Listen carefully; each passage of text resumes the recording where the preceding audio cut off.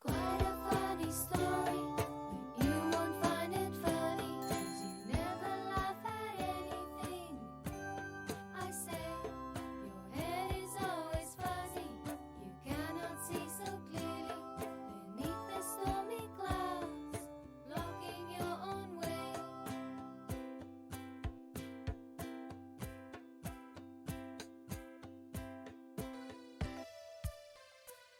You live for that one moment, till the sun sets in the evening, until you disappear to another world.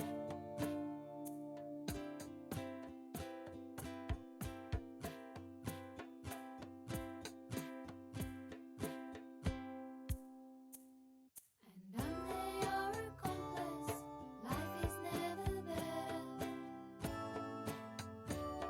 In any other way, your head is always fuzzy, underneath Yes. the Hi. clouds. Bless you always seem to find your way. Test, test, test.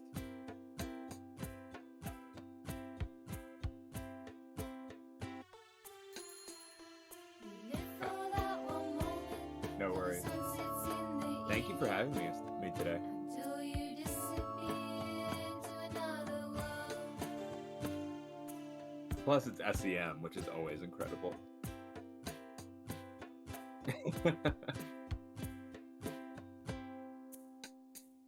You reminisce your past, but it would never last.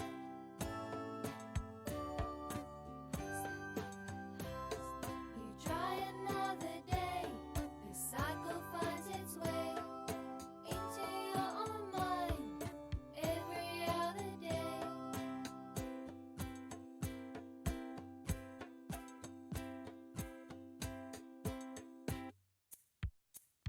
You live for that one moment, till the sun sets in the evening, Cool. until Yeah, you I see it now. Nice. disappear to another world.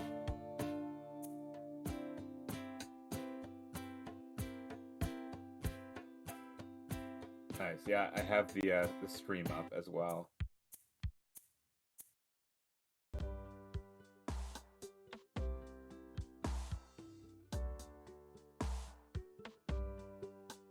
Life is hard, as we No worries. Yeah, I got both screens up, so we're we're good to go.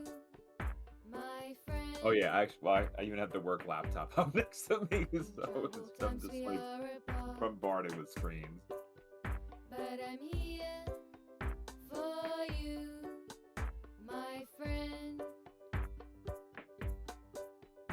We used to sit in the Nice. park. Yeah, I usually use the phone to I ban the love bots and whatnot. those days outside with you. I'll always remember you by my side. Oh, you should be able to hear us both now.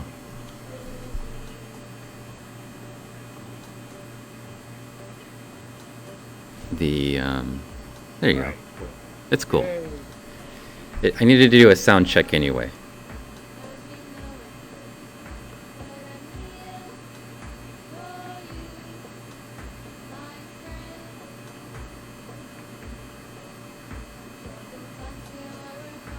Hey, Scaregiver. Thank you for subscribing. I don't usually get people subscribe while I'm not even streaming, so... Today we're looking at ants, not diatoms. So if you came for diatoms, you'll be a little disappointed, but once you start seeing the ants in the scanning electron microscope, it'll probably change your mind.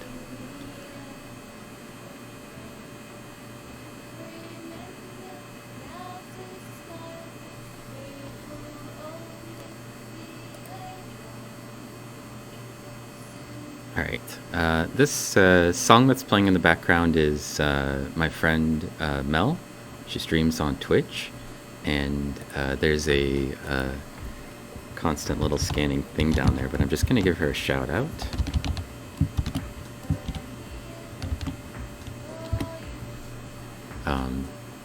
you're not following her, please give her a follow. She plays delightful songs on the ukulele and the keyboards, and she's been writing music and letting me use her music for my streams. So let's see. Now I can cut the music and pop open the scene. So it should, when you talk, it should show a little green blob around your name in the Discord stream kit. Can you talk for a second for us, Belen? Yeah, let's give it a shot. Yep. Glow green? Yeah, it's glowing. Everything's working. Cool. All right.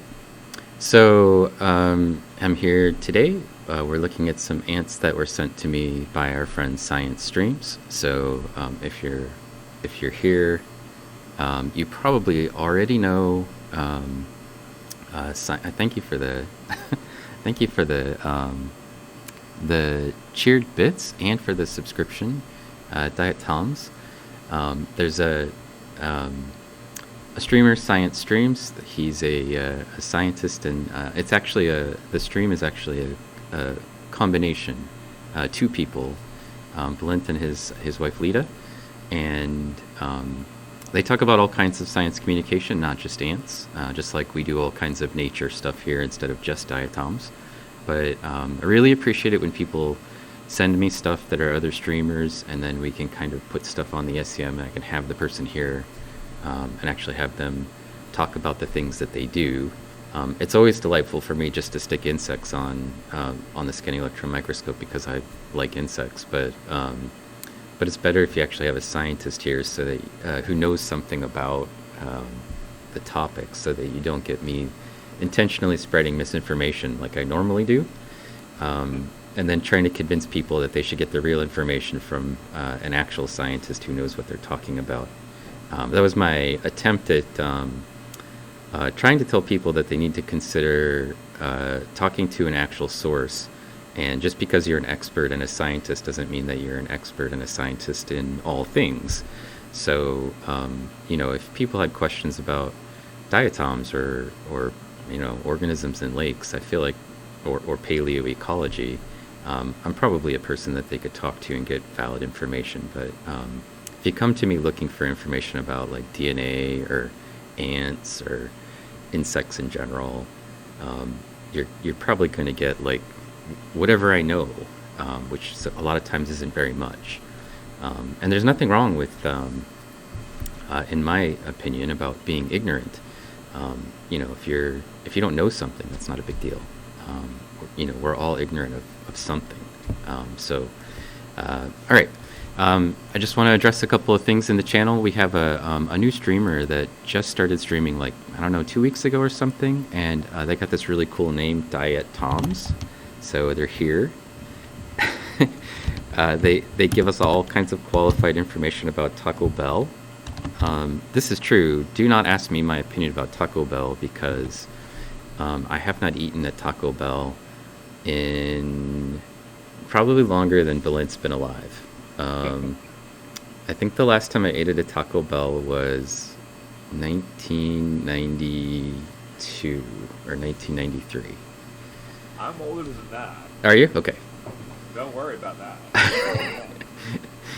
Well, I don't know how old you are, so along the age of most of the people who come to my channel, they've lived in my non-Taco Bell component of my life.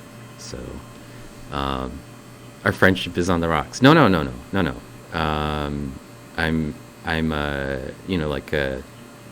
I don't eat fast food very frequently at all, actually. But when I do, it's rarely Taco Bell. I do love tacos, though, I want to clarify.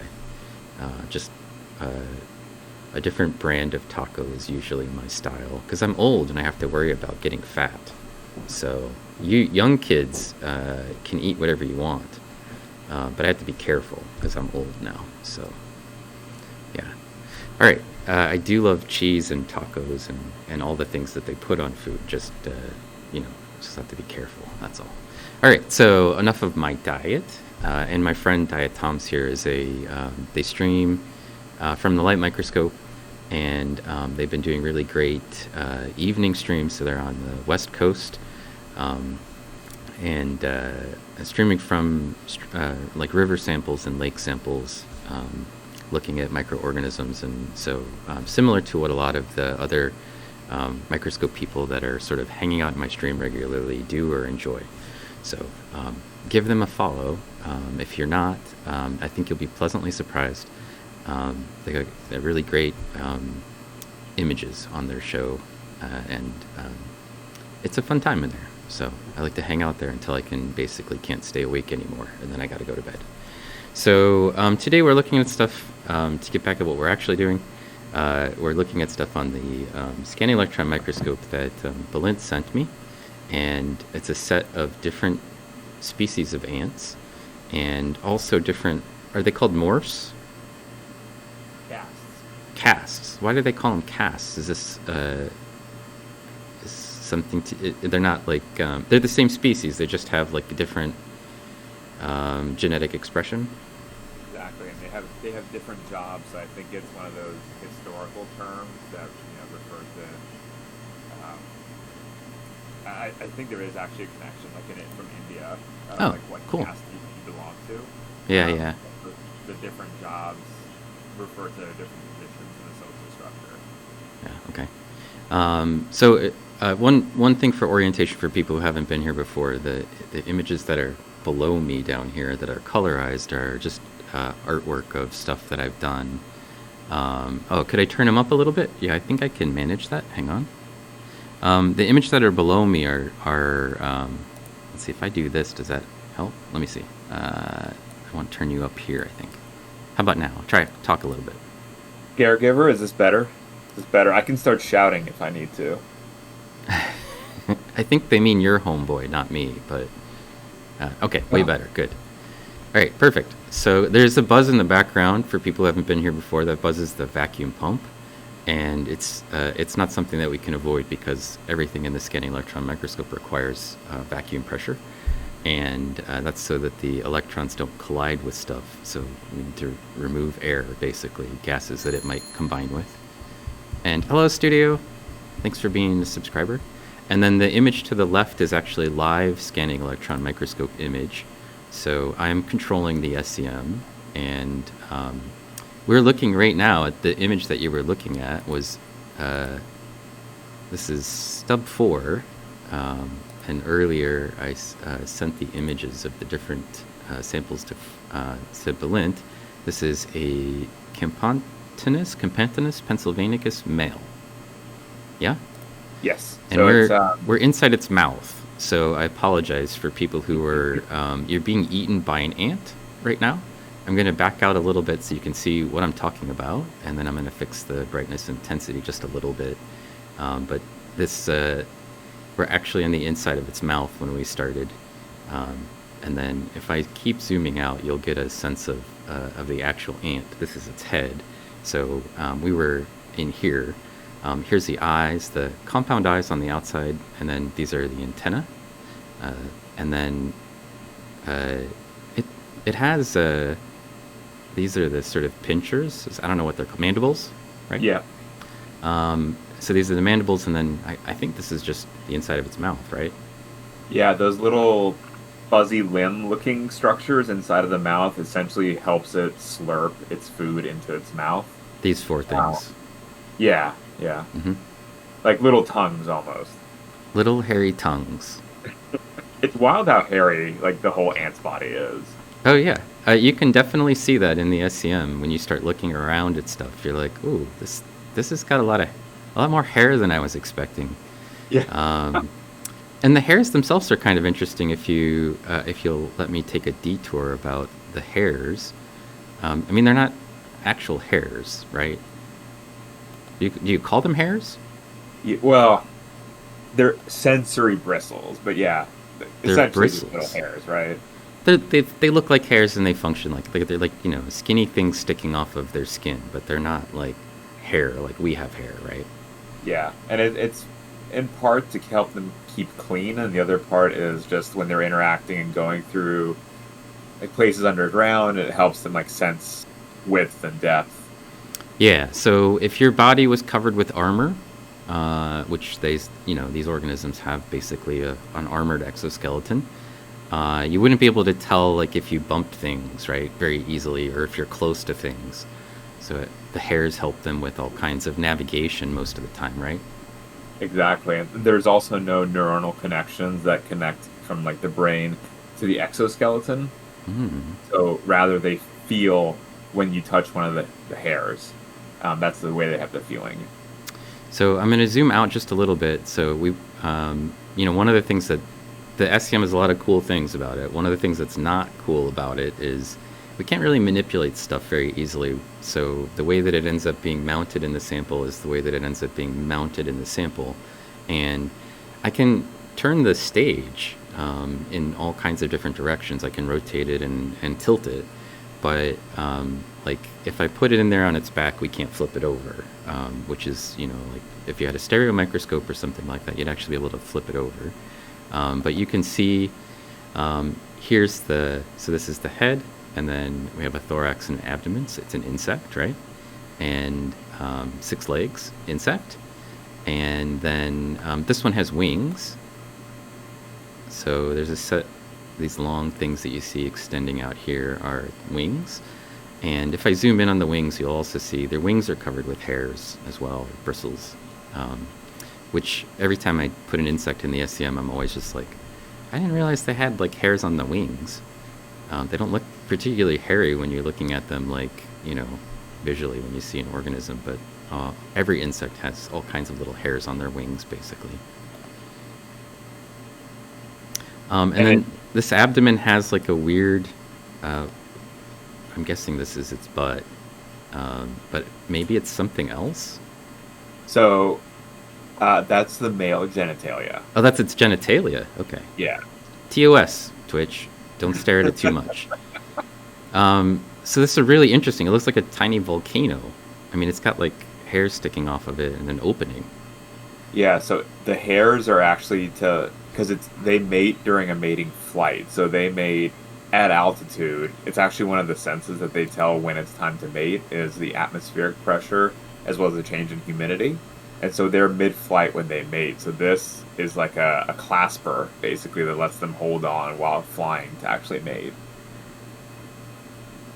So that's actually really, really interesting. They like eagles. They're mating in the air. And also, the male tends to try to stay on as long as possible to minimize the chance of multiple mating. Because the queen can mate multiple times, and she can live. The one that I sent you can live up to 30 years, and so that's all the sperm she's going to keep is from this one mating flight. So her goal is to mate a couple of times, but his goal is to not let her mate a couple of times. Just trying to monopolize things. Exactly. Okay, so I did get a question here that I can answer pretty easily. This was Diet Tom's in the channel. So Jason asks, I ask how long it takes you to prep each sample? So for these samples, they came to me from Belint in little glass vials filled with alcohol. So that's to keep the ant from degrading, right? So he's got specimens or collections of things. It's probably ethanol, right? Yeah. Yeah. So to try to keep the cellular material from degrading, we store things in alcohol. And so all I needed to do to prep the sample was I took it out yesterday. And so these are mounted on carbon tape, and then so there's just like a stub that we put in the SEM with a bit of carbon tape, and then I take the specimen and just set it on, the carbon tape with a set of tweezers, but it's still covered with the alcohol. So I let it dry overnight, just air dry, and then I actually put it on the other side of the room. There's a stereoscope that has some fiber optic lights, and actually just pointed the fiber optic lights at it to try to help heat it just a little bit. I don't want it to get too warm, but I think it actually causes it to evaporate a little bit faster. And then left it like that overnight. And then this morning, when I came in, I put the sample into the sputter coder, which is a device over here on the other side of me. that coats it with gold. So the process of getting things into the scanning electron microscope is pretty easy. If they fit in the chamber, we can look at it there. But if it's got something that is not very conductive, then electrons will charge up on different parts of it, and so we have to sputter coat everything in gold. So our friend Ant here is blinged out. It's got gold all over the body, basically. And so when an electron beam hits it, effectively what that means is that the electrons can scatter or roll off of wherever they're directed, the ones that aren't bouncing back up and being captured. So the image that we get is pretty pure that way. So it's a method for us to basically keep the edges and spines and things like that from just having electrons charge up on those particles and cause distortion. And so these were just sputter coated for about 2 minutes or something like that, and they get a few angstroms of gold on the outside of them. So it's not like you're going to get rich from my ant collection or anything like that. But maybe if I pulled them off, we could make tiny earrings or something out of it, because they are covered in gold now, but not the backside of this one. So that's the main process, and then just go straight into the SEM chamber from there. So for these samples, for insects or for things like pollen or anything else that we put in the scanning electron microscope, the preparation is very minimal. I just have to make sure that it's not still wet from wherever source it comes from. And the reason for that is actually that the liquids that we put in there, if it's in a vacuum, then they will volatilize. And then the whole point of putting it in a vacuum is to try to keep stuff out of the air, right, from blocking the electrons. So if we have something in there that's volatilizing, whether it's alcohol or whatever, just moisture, it's going to create problems. So we want dry sample covered in gold, stuff into the SEM, and then pump it down and turn it on. So pretty simple. Do the males for these this species is Pennsylvanica? Yeah. So the not so clever name that they're from Pennsylvania. Normally that would be Pennsylvaniensis, but if it's named after a place, in my world anyway. But do they always have the wings? So the males do. After the mating flight, they die.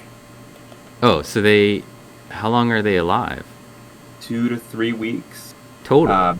They have no other function in the colony. They don't do any work. They don't dig. They don't feed any offspring. They're seasonal. So right about now, you'll start to get a pulse of them for mating flights, and then they mate. So if you find any winged dead ants, it's likely going to be a reproductive queen that didn't successfully mate, or it'll be a male who recently mated. So they're born, they're alive for a few weeks, they have some sort of flight period, have sex, and then die. Yep. Sounds ideal. And so it's a misnomer, like, when people see an ant colony, like, the soldiers are like the males or something like that. It's like, no, anyone of value in the colony is actually female. The soldiers, the queen, the nurses, the foragers, like, you name it. If it's doing a job, it's the female in the colony. And again, males, short-lived, mate, and that's it. That is really... is that normal for ants? Yes. For all species? As far as I'm aware, there is no ant species where the male does anything more than reproduce. That's pretty cool. That's a pretty good gig. All right, so this was... Let me see. Sorry, so this is Pennsylvanicus, the male, and then you also sent me a queen of the same species. So this Campanatus, am I saying that right? It's either that or Camponotus. It's just dependent on Okay. how you want to say it. Camponotus. Is that the genus? Yes. Okay. Because So there's your stuff. the one that I've done work on is Camponotus floridanus, Mm-hmm. and so again, as the name suggests, it's just from Florida, but a lot of the findings are pretty similar across this genus.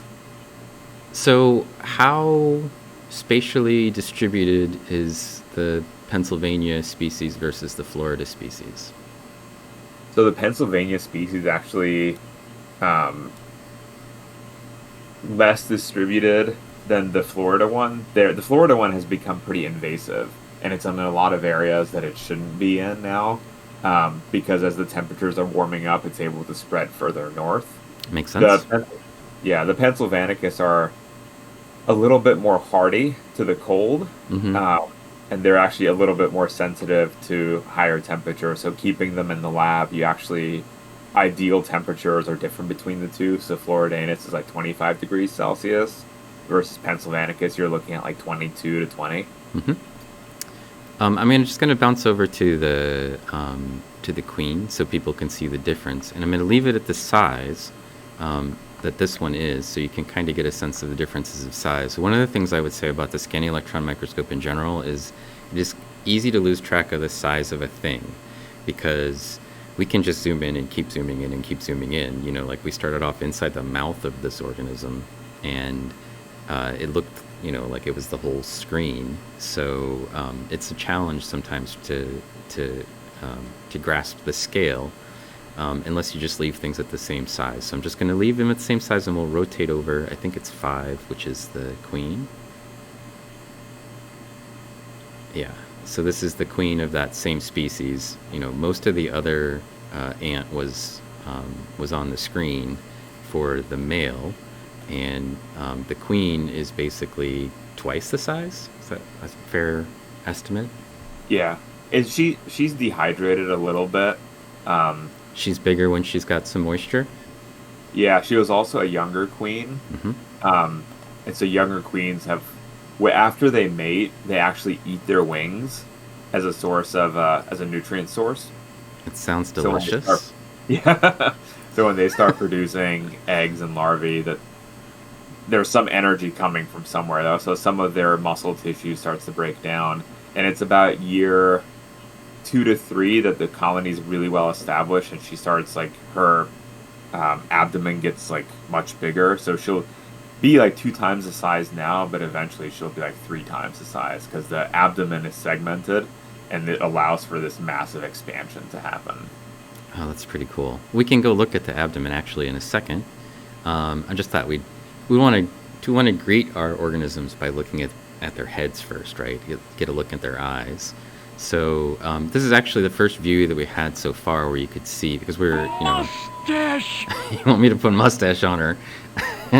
Instead, we got to do it now we're required to put a mustache on. Let me see. Let's see who did that. Which one of these culprits? Oh, you did it. Yeah. Okay. Here, I thought I had somebody in the audience that was being rowdy, and it's my actual guest who's doing the rowdiness, so that's fine. Well, we do need, I was saving points. Oh. Do you want it on her or you want it on him? Because we don't really have a good view of his face, but we want it on her. Okay. Yeah. Okay. Absolutely. Hang on a second. We got the French curl going for this one. We'll do a little mustache for her. That's the wrong direction. Hang on. I think that was a pretty good guess on my part. It was 20 degrees one way or the other. A big mustache? Like a big mustache like this? Yeah. Cheek to cheek style? Absolutely.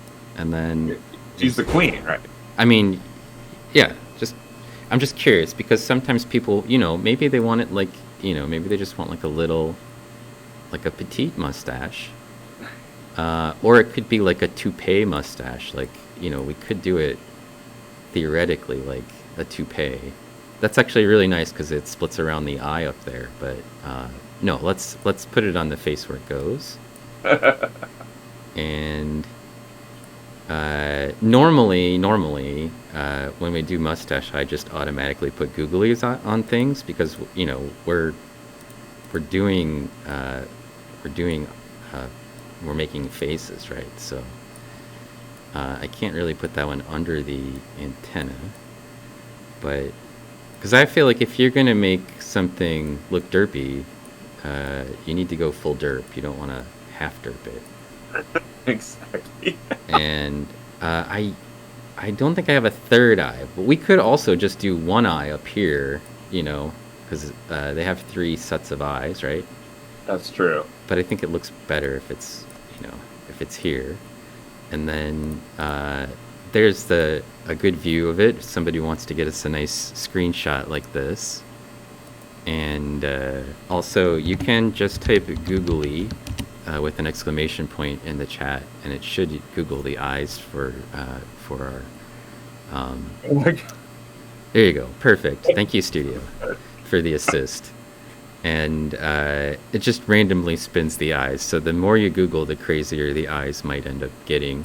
I particularly like it when it Googles the eyes and then it ends up looking over at chat like, "Why'd you do this to me?"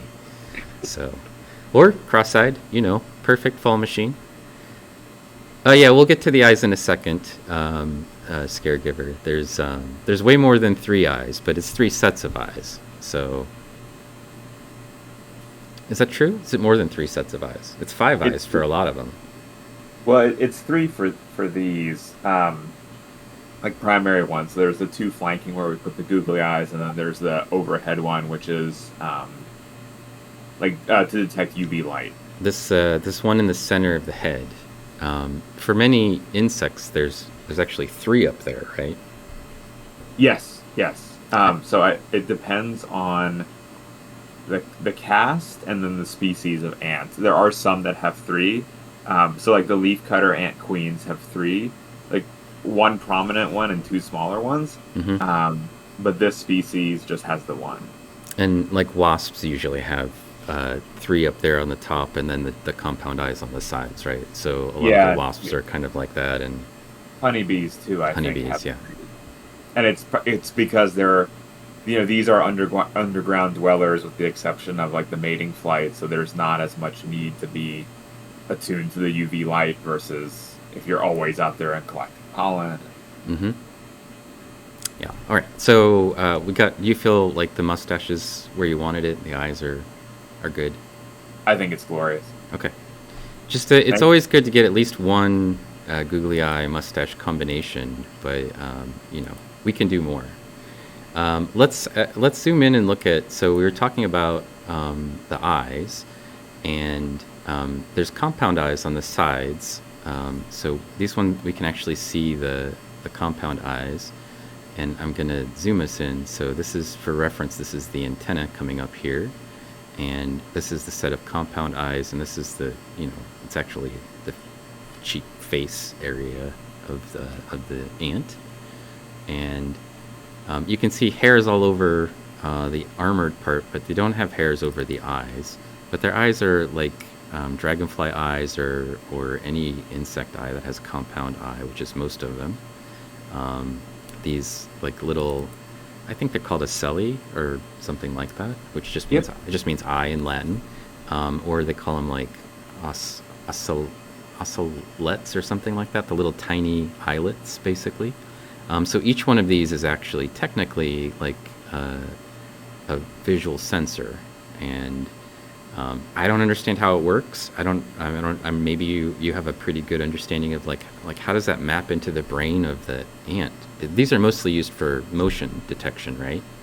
Yeah, motion and color. And think of like an individual neuron is coming from each one of these ocelli into the brain, and they interconnect at this in the optic lobe, which is the visual center of the brain, at the center called the lobula. And when they interconnect, then that's when they form the image. But when they're acquiring the pixels to form the image, it's not as a collective; it's individual units. And so it builds the image later, unlike our eyes, which see it much more readily. Yeah. So like a series of little images, each one with their own link, directly to the brain. they'll merge. They're going towards the brain, and Mm-hmm. they do enter the optic lobe independently, and then they merge together before they hit the central processing center of the brain. Then they've already made the full image. Like a dot matrix printer. Well, a little bit like that. Like the pieces of things are put together, but a lot of I think the way that um, they see the world is a lot of the images kind of overlap with each other, right? So they're the each one of those kind of comes out at an angle, and there's a little bit of overlap with the ones that are adjacent to it with respect to how much they could see. And so somewhere in their brain, it puts together some kind of a composite image from that. Yep, all the way in the. It's called the lobula for those, and the way we know that is not. We don't know it in ants in particular, but a lot of the genetic tools in fruit flies has been translated to other insects. So you can turn off that region of the fly brain, and they'll stop being able to visually process information. How can you tell whether they can see? So for fruit flies, I did some work where we were giving them visual stimuli. Mm-hmm. So you can knock out their receptors to smell, and they still respond to this particular stimulus. Um, and then if you turn off that neuronal region, then they stop responding. So you know that was part of the visual processing center. They also have really cool tools where you can actually tie a fly onto a string and put it into a ball arena and shine images on the side of the ball, and it'll think it's flying in 3D space. No. It's super cool. So Scaregiver asked, what kind of eyes do mantis have? Mantis eyes are the same way. They have compound eyes on the sides, and there's something weird about mantis eyes that always look like they're looking at you, but it's something to do with the way that the light works. And then mantis eyes also have, all mantis that I've seen, all the mantids have 3 sensors in the center of their head like the wasps do. So I have some pretty good light microscope images of wasps and mantids. My macro photography is basically like I'm right up in whatever its face, so you can see all the eyes and the little red eyes usually that are in the center of their heads. So yeah, it looks like they do look a lot. The studio's got it nailed. They look like Epcot Center. It looks like the dome over Epcot Center, right? Yeah, I love that analogy. Yeah, maybe all arthropods really have similar eyes, but the ones on mantids are really kind of creepy because the light comes in and it looks like they have like, it doesn't matter where you move to, it looks like the eyes are looking at you. If you ever get really close to one of those and then just move around, there's like a spot that's produced by I don't know what, the reflection or the way the eyes work, but for mantids it creeps me out because it doesn't matter where even if I'm behind them, it looks like their eyes are like, this looks like there's a set of eyes that are looking at me. So, hey, Samsung. Yeah, like they have pupils. Yeah, they don't actually have pupils, and their eyes don't move. So this is, this mechanism. If you're thinking about like why would they do this, they can't move their eyes, right? So like, we're used to being able to hold our heads still and move our eyes around, but these organisms can't actually move their eyes. So, if you wanted to look in 2 or 3 different directions, they just basically have sensors that can allow them to see without moving their eyes at all. So it's like an armor solution to seeing without having to move. They still have to move their heads probably, but they don't have to move them very much, and they can see in many different directions. So, so these are the compound eyes are they're more equivalent to our eyes in the sense of what they're getting for information, and then and so those are always on the sides of an insect's head, but they can be very big. Like I don't know if you ever looked closely at wasp eyes, but their eyes sometimes they go like in the front and then they wrap around their antenna and come like all the way down the sides of their faces. It's pretty interesting. And then these this one just has one eye in the center. If you were here when we were looking at the other set of ants, which I also have with us on the carousel today, these are the ones I was talking about as being used for mind control because they look like a third eye, exactly as you might picture them, the kind that people might use for mind control. But Balintz told us that's not true.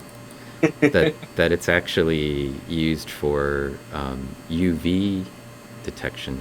Why would they need to see UV light?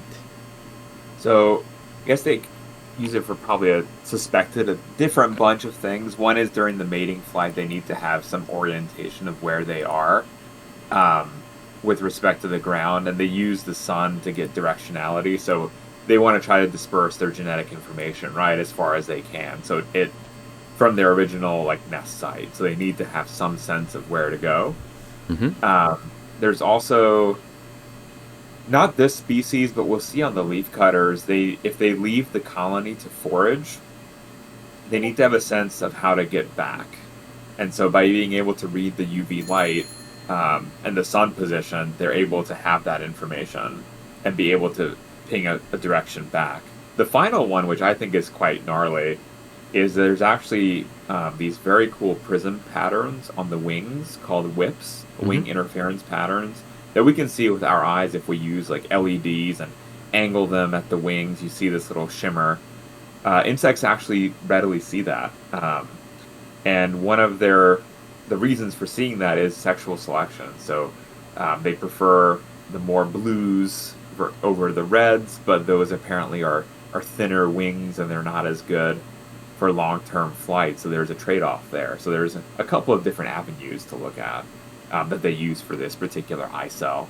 And again, all of this information is we know from fruit fly genetics, where you can actually manipulate the neuronal signaling and figure out what exactly they're detecting.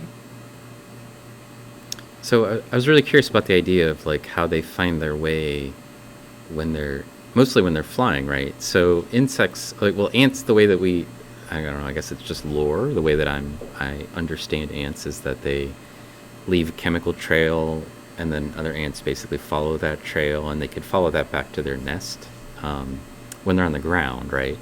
Yeah. Is that is how they behave, or that's not just folklore? It depends. Oh, okay.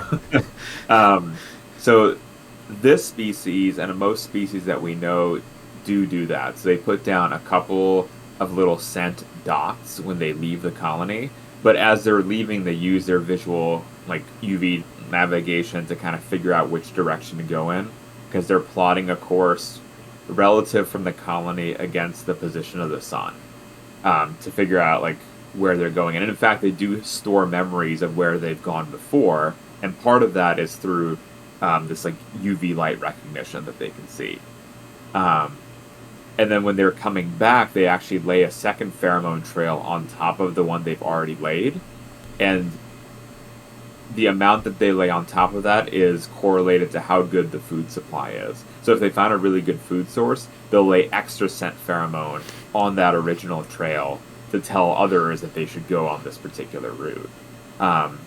The male that we included on not on the one we've looked at so far, but another one, we'll see that one has huge eyes, and those actually are not very olfactory driven at all. Those are almost 100% visual based ants. Their brain even reflects that, huge optic lobes and visual scent processing centers, and they don't lay scent trails. They look at the sun relative to where they left, and that's how they get back and forth.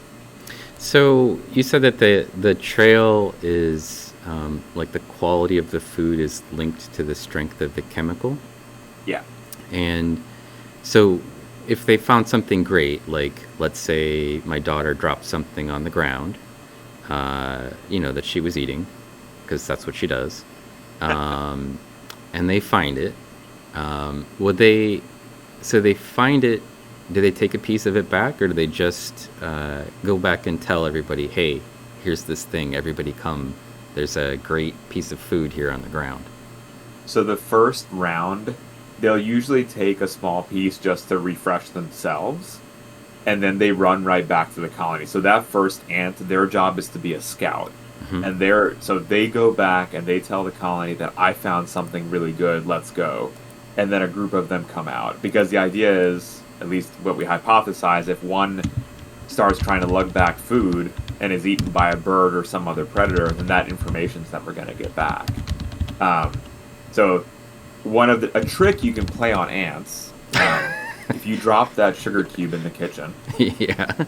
and the little scout shows up, it'll run back to its nest and it'll confer that there is a really, really good food source by leaving a very strong chemical trail, as well as putting down that chemical when they get into the colony.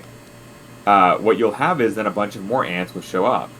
If you have gotten rid of that sugar cube, they will start distrusting that ant. So there's this level of trust that the ant system has, and that scout will lose its level of trust, and they won't Oh my goodness. like their status will fall in the colony. Actually, they're less likely to come back to your kitchen because now you've established that this actually isn't a good food source. So the next time an ant comes back and is like, "This is a good place," everyone's like, "No, it's not." It's the gaslight. We can gaslight the ants. Yeah. Leave some food, wait for them to leave, come back, take it out. We just have to be there waiting for that first scout, and then we can mess with them. And then if you like plug their entrance after they've left, then they're very less likely to come back, because not only now, I mean, if you plug the entrance but you give them the signal it's a good place, you know they're always going to come back, right? There's always ants in the kitchen. Right. But if you give them a reason to not like the place, and then you plug it up, they're much less likely to come back. Good advice. I think my normal approach is to put down some of that taro stuff, which is like toxic, but the ants don't realize it at first, right? Yeah, so then they take it back to the colony, but it's only effective if it kills the queen. Okay. Otherwise, you're gonna, because right, it could kill some of the workers, but if the queen's not dead, these like carpenter ants, queen live for 30 years. Right, So they'll just keep sending more and more down the trail to my house. Exactly, you're gonna be like, "What is this?" Okay. Long live the queen, right? So the queen lives for 30 years. Yeah. And what happens when the queen dies? So that for most species, that's it for the colony, meaning that no worker can be promoted to the rank of queen. The survival of the colony from a genetic standpoint is based on gene dispersal. So if the colony has produced queens, which they usually do seasonally, they produce winged alates, which are unmated females, and males, and they go off and they mate. That's successful genetic dispersion, and there's some kind of survival of the colony. But really, once the ant dies, those workers will live, however long their lifespan is. It's quite crazy, the difference. Like, the workers, depending on the caste, can live anywhere from 6 months to 3 years, but they're genetically almost identical to the queen. So it's all gene expression that influences how long they end up living, and the queen has on the long-live queen gene. The other castes actually have it. It's just not on, which is kind of cool. So essentially, the way I understand it is you have a colony, and then the dispersion. Like if you make successful offspring, they're going somewhere else, right? So they're going to go start a new colony constantly. That's what the ants are doing. Like everybody who's successful, just get out and go do your own thing somewhere else. Right. How far do they disperse typically? Like from one colony area to like from one queen who may have genetically produced offsprings, like how far do they span from the first one? Yeah, so it's again very species dependent, but the best studied one are fire ants because they're invasive. Yeah, and there it's about 100 meters, so it's really not that far. Well, that's pretty cool that they don't actually go that far from, well, they don't go far from home, basically, right? Yeah. So I just by happenstance, because I can't control like what happens when I set something down on the stub. It's like the way that it died and then the way that it came out of I could try to manipulate it a little bit, but I'm like a caveman with a pair of tweezers, and these things are very small. And most of my focus when I was trying to get it on the SEM stub was try not to rip legs off, or any part really. And I think I successfully managed to keep all of the limbs and antenna on everything. But just by coincidence, the queen, we're on the queen, so she's got this huge body. One of her feet landed perfectly, like we looking right down the toe, basically, right? Yeah. Which is really kind of cool because, the feet of insect are kind of fascinating in a way, in that they have all these like segmented pieces and these bristles that are coming off. Like the sensory around their feet must be really important. Yeah, so there's a lot. They actually taste with their feet certain things. So there's the ionotropic receptors where they can detect acidic and basic compounds. That's all in their feet, not their mouth, which is interestingly enough. Tasting with their feet. That's weird. So they have like these little bristles that are on the tips that are shaped a little bit different. Then they've got like edge bristles that are thicker, and then so there's just like interesting patterns to them. And then there's an opening here. Is this what they're tasting with? Is this like their foot mouth?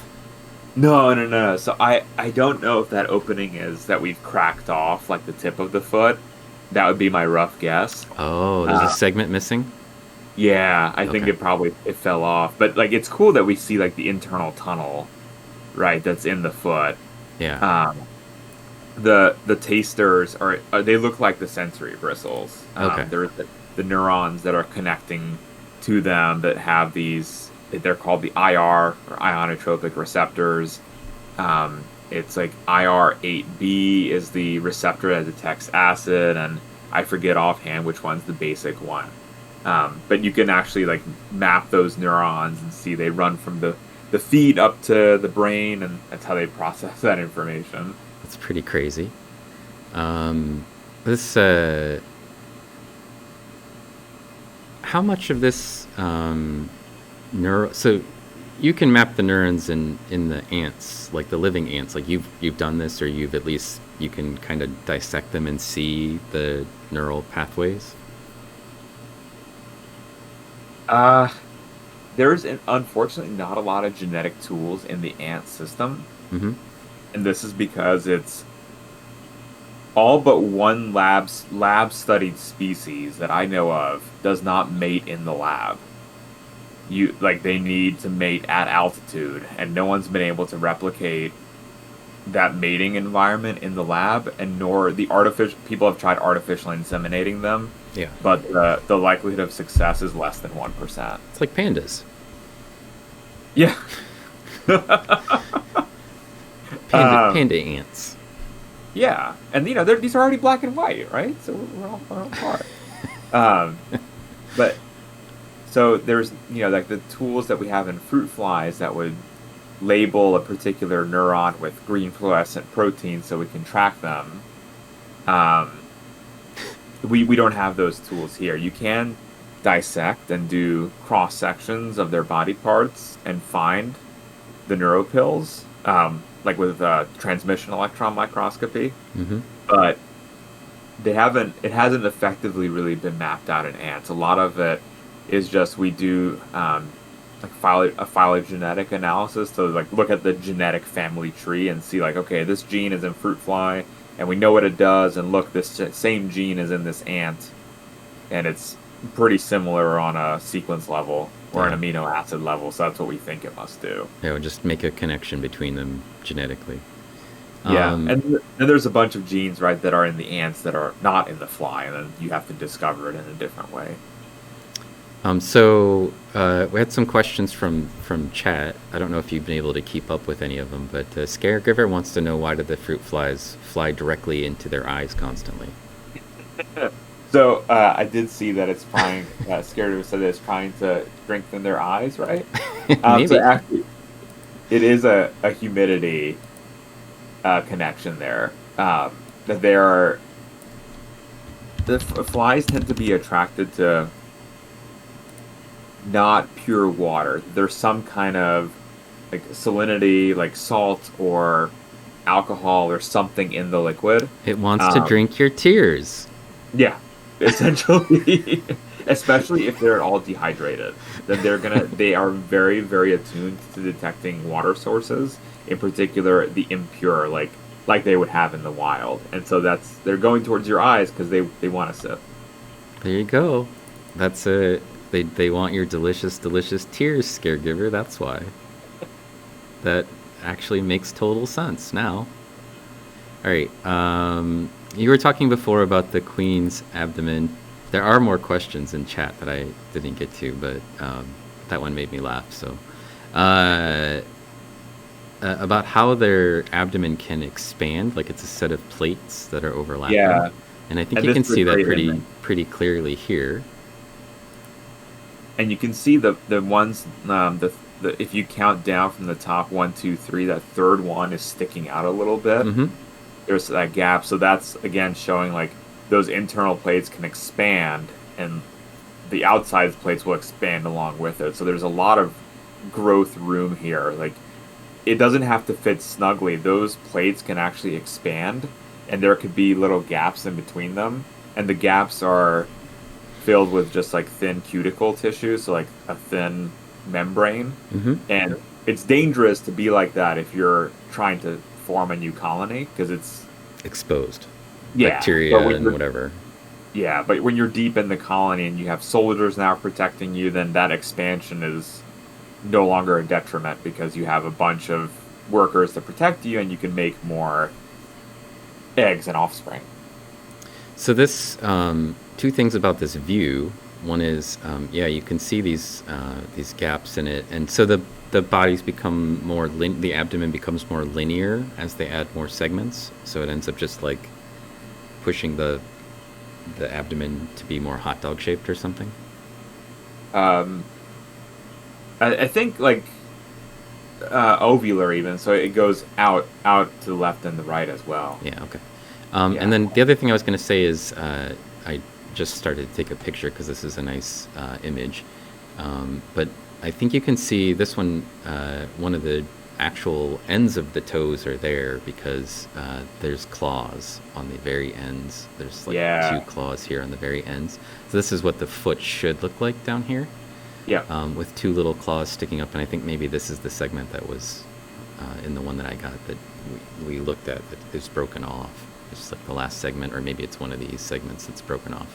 But seeing that hollow tube, I think, is super cool because I don't know, I didn't originally think it was like some kind of hollow something. I don't actually know what I thought it was, but just looking down at it, it's like, it's these interconnected like joints, mm-hmm. like almost mechanically. They built. look very mechanical. Yeah. Yeah. Some of the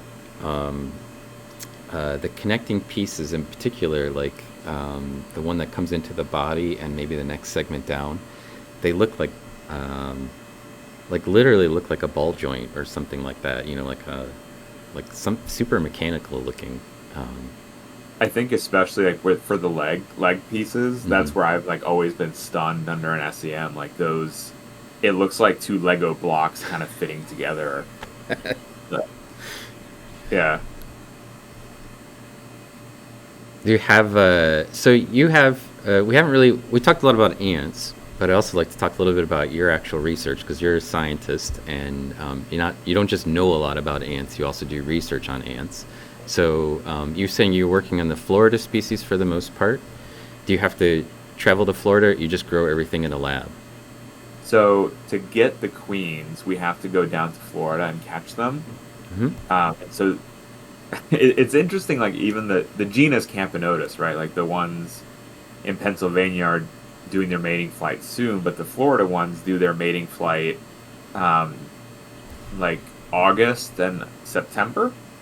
And then we would go down in December to catch them. So by that point they've dug a little hole, and you go to the mangroves along the Florida Keys to catch these little ants. For anyone who in chat who's been to the beach, you guys know those sand crabs who dig the holes and like tunnel under the sand. When they dig the holes, they throw the dirt out onto the sand. That loosely packed dirt is usually where you're going to find a new queen. And so we use screwdrivers to flip up the caked dirt, and there's usually like a new queen there with. Sometimes she has one or two like workers they're called the minim caste. They're not a soldier, they're not a forager. They're kind of this caste that does a little bit of everything, and until the colony gets nice and big, you have this intermediate caste who's responsible for everything. Temporary caste. Yeah. They just do all the things. Yeah, and they're much smaller, they're shorter lived. So even though they're tiny, it's their job to be the soldier, and so it's just like the begin, and they develop a lot faster actually because the queen doesn't have a lot of time to establish that colony. And yeah, look at the ball joint there. Like, don't they just look like a ball joint? I mean, yeah, like literally looks like a robot ball joint type structure, right? Like it could just be complete robots. It's so I can't ever just stop looking at this. Like, it is just so cool. And it also, like, then you're like, oh, that's what their range of motion is when you walk. And it's like, yeah, you can see that, like, on just a picture. It's so cool. Yeah, so I'm going to, actually, if I scoot down a little bit more, we can get this is the claw. Here's the broken off segment version of it. And we have all the ball joints on here. So I'm just going to collect that image. Crazy ant legs. And then the connection between the abdomen and the thorax, right? So this is also kind of it's got a foot in the way, but this is kind of an interesting structure as well. Yeah, and we can see that connective piece that we see underneath the four legs that we're looking at. That piece that connects the abdomen and the thorax is called the petiole, and we can't see it from this view, but if it can either have one hump or two humps, and two humps is usually indicative of the family that encompasses fire ants. And so this one just has a single hump here because it's not part of the fire ant family. So what is in a way that people here could understand, what is the primary things that you researched, like for your PhD or for postdocs or whatever, that, like, what part of this sort of component story of these ants did you sort of study? All of it, or do you have a focus area? Yeah, so my big question is, with these ants, or the leafcutter ants, there's one queen, and she's laying eggs, and these eggs are almost genetically identical. They're called super sisters, so they're more closely related than twins. And the question is, well, if they're so genetically identical, how on earth do they look so different and act so different? Like, what are the genes that are governing these behavioral differences? So, like, with the leafcutters, we'll see that there's the super major, which is a huge ant. That's the soldier, protects the colony. And then there's the really tiny one, the nurse, whose job it is to take care of the offspring. And it's like, okay, what genes are on and off in their brains that are contributing to these differences in behavior? And so what I found is actually there's one gene in particular that's really, really highly turned on in the soldier, even higher turned on in the queen, and barely on in the nurse. And what you can do is you can turn off that gene in the brains of the soldier, and you can get it to start behaving like a nurse. So you can pinpoint... Awkward. Yeah. Which is... It's just wild to me that you can do something like that. It's like normally the soldiers would never touch the brood or the developing embryos. In fact, you can put an embryo in their way and they'll walk on top of it and they'll just leave it behind. Mm. The nurses will find it and then pick it up and run around and try to take it back home. Hair on fire. Yeah, like, oh my god, like, why is the baby out? Like, get the baby back home. And if you turn down this gene in the soldier, all of a sudden the soldier now picks it up and they're trying to take it back home, but it's super awkward because the soldiers' mandibles are huge, Yeah. and they're not built to pick up offspring. They actually, when they bite you, you bleed. Like, that's how deep the cut is. So when I'm doing these experiments, sometimes they're really clumsy, and they'll pick up the embryos and like cut through them. Yeah. And then you just see like there's like goop on them. They're like, "Oh my god, I just killed the baby." But it's all about gene regulation. That's a terrible image to me. Have that poor, misguided soldier ant trying to carry the tiny egg in its giant mandibles and squishing each one as it did it. I'm the worst at this job. Yes, exactly. All right, let's go look at some of those because you were talking about them. We did look at these are Adacephalotes is the scientific name, and then there's the super major, which has got like monster-sized head, and the nurse, which is the tiny one, and then there's even, I think the new one that you prepped also has like an itty bitty extra one, the minim cast, which is that intermediate, the formation of the colony. So this is the super major, which is a leaf cutter ant. This is a different species, but look at the head on this thing. It's got a 6 head or 7 head instead of a 4 head, and the just monster-sized head on it with the mandibles that are like, just enormous, like the size of. If we go look at the little guy. So there's a cutter. This is the 2 is the cutter.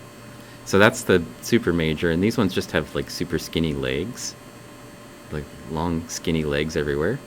So you have this one labeled as cutter, right? Yes. So those ones, the big one head is like a soldier. Yep. So it's defending the colony. This one is what, collecting food? Yeah, so this one's so it's the weird thing, right, with these names is that leaf cutter always, for me as a kid, conjured up that they eat leaves, but really they're farmers and they eat a fungus that they cut leaves and feed the leaves to. Yeah. And so their job is to go out and cut leaves and then bring them back to the colony. And So sometimes there's 2 different casts. they're the There's one food. that cuts, and there's one that then, like on the jungle floor, you'll have cut pieces of leaves, and then like another cast will pick it up and carry it back. Yeah, yeah. So these are the food hunters for the colony, and this giant guy that we had on the first field of view, like same species, just a different cast, with this giant head. These are female or male? Yep. Oh no, they're female. Okay, They're so female. these are all female, and the cutters are also females. Yep. And the nurse is also female. Yep. So this little guy is the nurse. Yeah. Yes. So this is the little thing that normally tries to manage the eggs. And you can see that the teeth the serrations are different too. Like the cuts that they make, like they can't cut your skin, and they're just like, it's a smoother. This jigsaw Yeah. is the sawtooth is not quite as sharp. Exactly, and you can see the little. Remember when we were looking at the male at the very beginning, and we looked inside the mouth, and we saw those little bits. Mm-hmm. Those is that little these bits sticking out here? That's right. Yeah, and So so they'll use those to carry the offspring as well. Oh, they use these to pick them up? Yeah, so use the mandibles to pick them up, but then those little tongue things are like, they balance it. So like, I'm holding this embryo or pupa, and then I need to like make sure it doesn't fall out of my mouth, so I hold it in place with my tongue. Just yeah, you put your tongues on it, make sure you can keep it where you need it. Makes sense. So in spiders, are these pedipalps? Is that the same Yes. Appendage, basically? Yep. Yeah, okay. I think structurally it might be a little different, but it's the same name, and I think it serves a similar function in spiders too.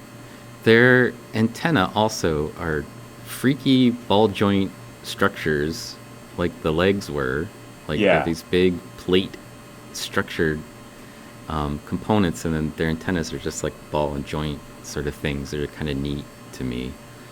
So this is the littlest of the group, or there was also one that I prepped that was even smaller than this, right? Yeah, there's one even smaller. And again, like these are all genetically identical. They're more closely related than twins. It's like, why are they looking so different and they're acting so different? And it's just, what is this? Yeah, so this is genetically, and species are the same from this little guy to let's see, this 7 is the minimum, which is this one. Apologies for the spin and the darkness. I'll fix the brightness here in a second. But this is also the same species. Yep. And what do these guys do? So this is The temporary?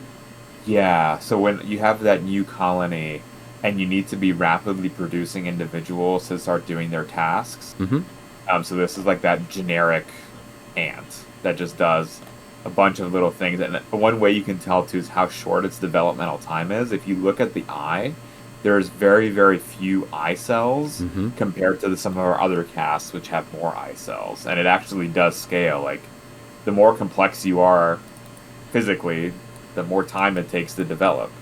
And so this is kind of your rapid shot. Normally the life cycle is 3 months from egg to larva to pupa to adult. These are on the order of 1 month, so you're rapid charging some of that development. Basic ant.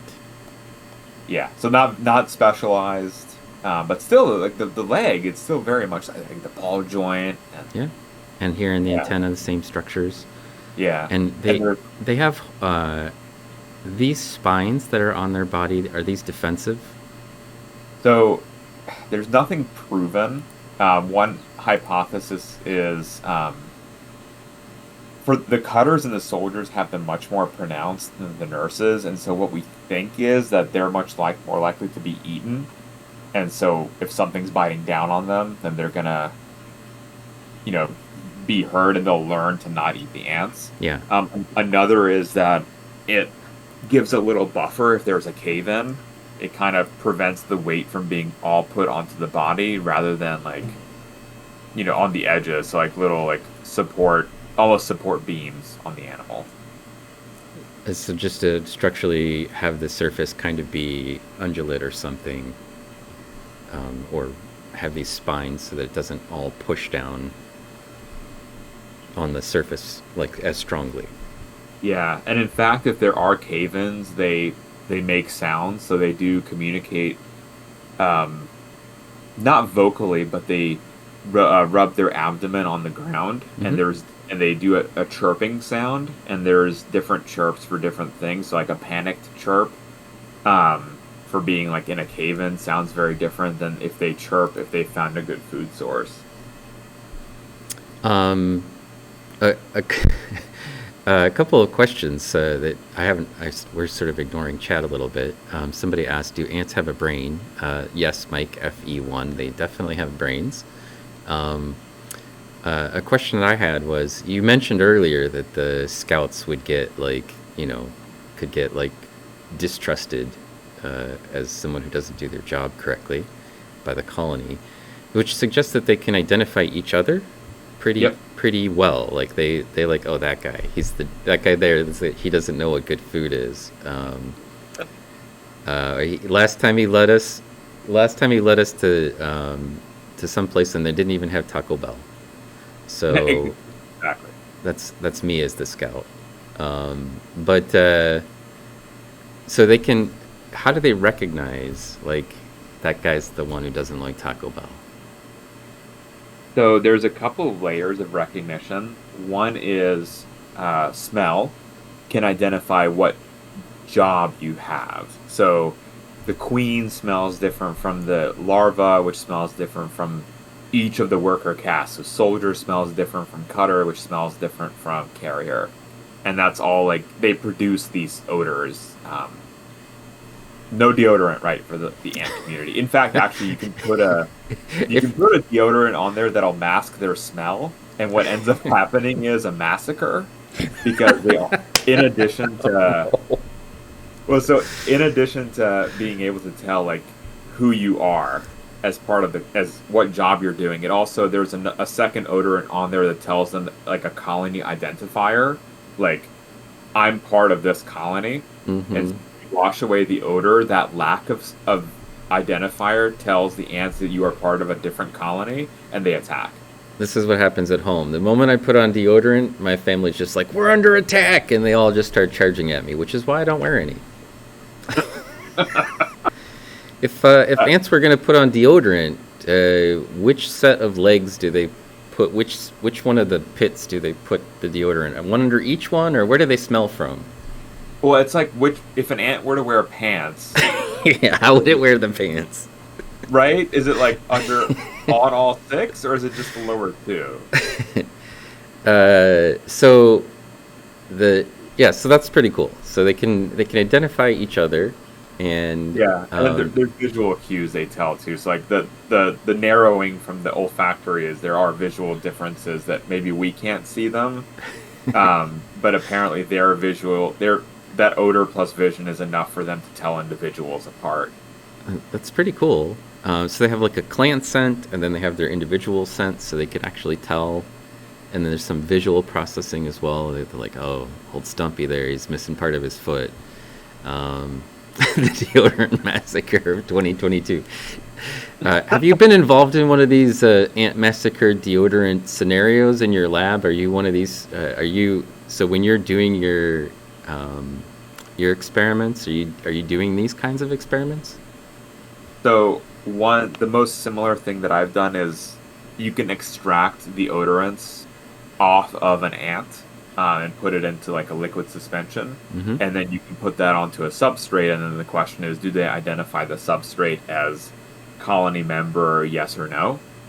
And it looks like it definitely makes a huge difference if you use that odorant from their own colony, but you can put it even like on a 3D printed ant that looks like their species versus a rectangle with 6 cylindrical quote-unquote legs. Yes. They can tell the difference between those two. They can tell if you try to fake them out with the plastic ant.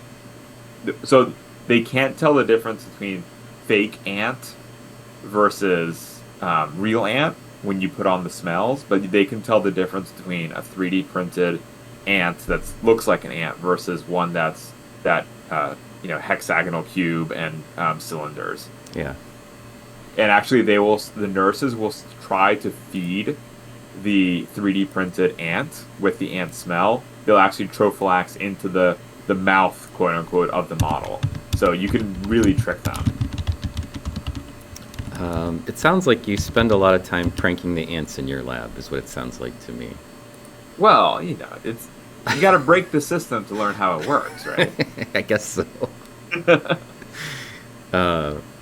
It's hilarious. It's super fascinating to think about, like how all of that stuff kind of fits together with our, like how they interact with each other and the community, the ecosystem that they're sort of in, and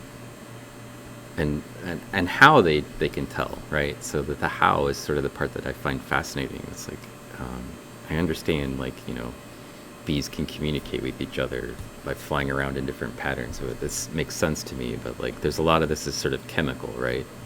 Yeah. So it's especially like depending on what, like these species, a lot of it's that olfactory chemical, and they can actually smell most ants about 350 to 400 unique odors, and you compare that to a fruit fly, which only has about 53 different odors that it can smell. So and then that's just the raw odor, and then you add combinations on top of that. You're talking, exponential numbers of odors they can detect and combine to produce different signals. So you said that these big, I think it's this one. Hang on, the super majors, if they bite you, basically you'd bleed. Yep. Do you get bit? Have you been bitten by them before? Oh yeah. I walked out of the ant room and looked behind me, and there was a trail of blood. They're very sharp, and so you might not tell. It's usually like it's like a butter knife. They Okay. cut deep, and you don't really tell right away usually. Yeah, you're like, Um, did that? And then there's like blood coming out. yeah, and it's actually they're used if you're out in Trinidad or Costa Rica where these ants are endemic to. If you're out like on a nature walk and you're not near a hospital and you get a laceration, the locals say just to grab one of these super majors and put them up to that wound site and use them as a staple. So they bite in, they bite through your skin, connect it, and you pop the body off and leave the head until you get to a hospital. And staples. It sounds like a good suture system. It is, right? It's cool. It's like a natural suture. It's Uh, Only slightly awkward to explain to people what's going on. yeah. I mean, when you get in, you're like, oh, there's a bunch of ants on you. That's weird. If you put the scent from one of the ant that's like the clan scent on your finger, would they recognize your finger or would they leave it alone? So the easy, if you don't wash off your finger, it'll have their scent, but it has your scent too, and that's enough to trigger a negative reaction. Okay. So, but If you if you had your finger in a glove and then you put the stuff on your finger, they'd basically leave your finger alone? they're a little bit less aggressive. So they're called the super majors because the normal major of an ant colony isn't as like physically imposing as these ants. Um, There's a they major and a super major. yeah, yeah. Well, so like in leaf cutters, there's just a super major. There's no major. They skip a class. Exactly. Because it's so big. It's like they're like the beasts of like the A+ students, right? Of the major school. Yeah. They tend to just sit inside the nest and wait. Sometimes they go on patrol, and in fact, their patrol. You can map their patrol routes. You can put little like RFID tags on them and just see like when they cross certain lines. And they have like a crisscross pattern where all of the majors patrol will overlap at the site of the queen, but otherwise they have different sectors that they patrol. But if you open that box, they're usually on standstill, and then when you open it and look, they'll go and attack right away. So even if you have the smell of ant on your finger from their colony, Mm-hmm. by like doing something to get them out, they will attack. They will even like sometimes accidentally attack their own colony members. If you like, because you can like have we've done experiments like you have the ant on like from their colony on a string, and you put that ant on a string into the nest, Mm-hmm. and they'll freak out at that ant. And I think it's because they're also looking for like vibrational cues and other behaviors that are like not normal. This sounds like you do a lot of putting strings on insects. So you just put a little glue on the end of the string and then dab it onto the ant. Oh no, you tie a knot around their abdomen. Oh. Not the abdomen, but like the little higher up, that connection point, the petiole Mm-hmm. that connects the thorax and the abdomen. You tie a little knot there, and you can afterwards cut the string, and they're fine. That's also how we tag them. Some ants you can tag with paint, like a nice paint spot, and you just put the color code into a notebook, and okay, this ant with 3 different color spots I've collected on this day, and it's this age and whatnot. But with I think Golganak was mentioning how hairy these leafcutter ants are. Mm-hmm. If you try painting them, it actually doesn't stay. They'll actually clean off that paint. So these guys we always have to tag with that little. It's a metal wire string actually. A wire string, because they can cut it otherwise. Yeah, actually, they're not supposed to like when you're tying on this metal string with other species that we do this on. It's not really scary because you're the one with the scissors and you're the one who cuts it. But these, if you're not holding onto them correctly, I had a lab mate who was trying to tie one on there, and the super major swiveled its head and cut the string itself. Like it cut through the metal string. Yeah, and so Christina was like, "Oh my god, it's loose." That's funny. Also, you're tying the string with your hands, or do you have like forceps that you're using? Because I can't imagine like the dexterity for tying a knot. Do you prep the knot and then just loop it around them? Yeah. So you hook up the string. The lighters for a Bunsen burner that are, you squeeze it together and it causes a spark. Yes. Yes. Yes. The So little metal.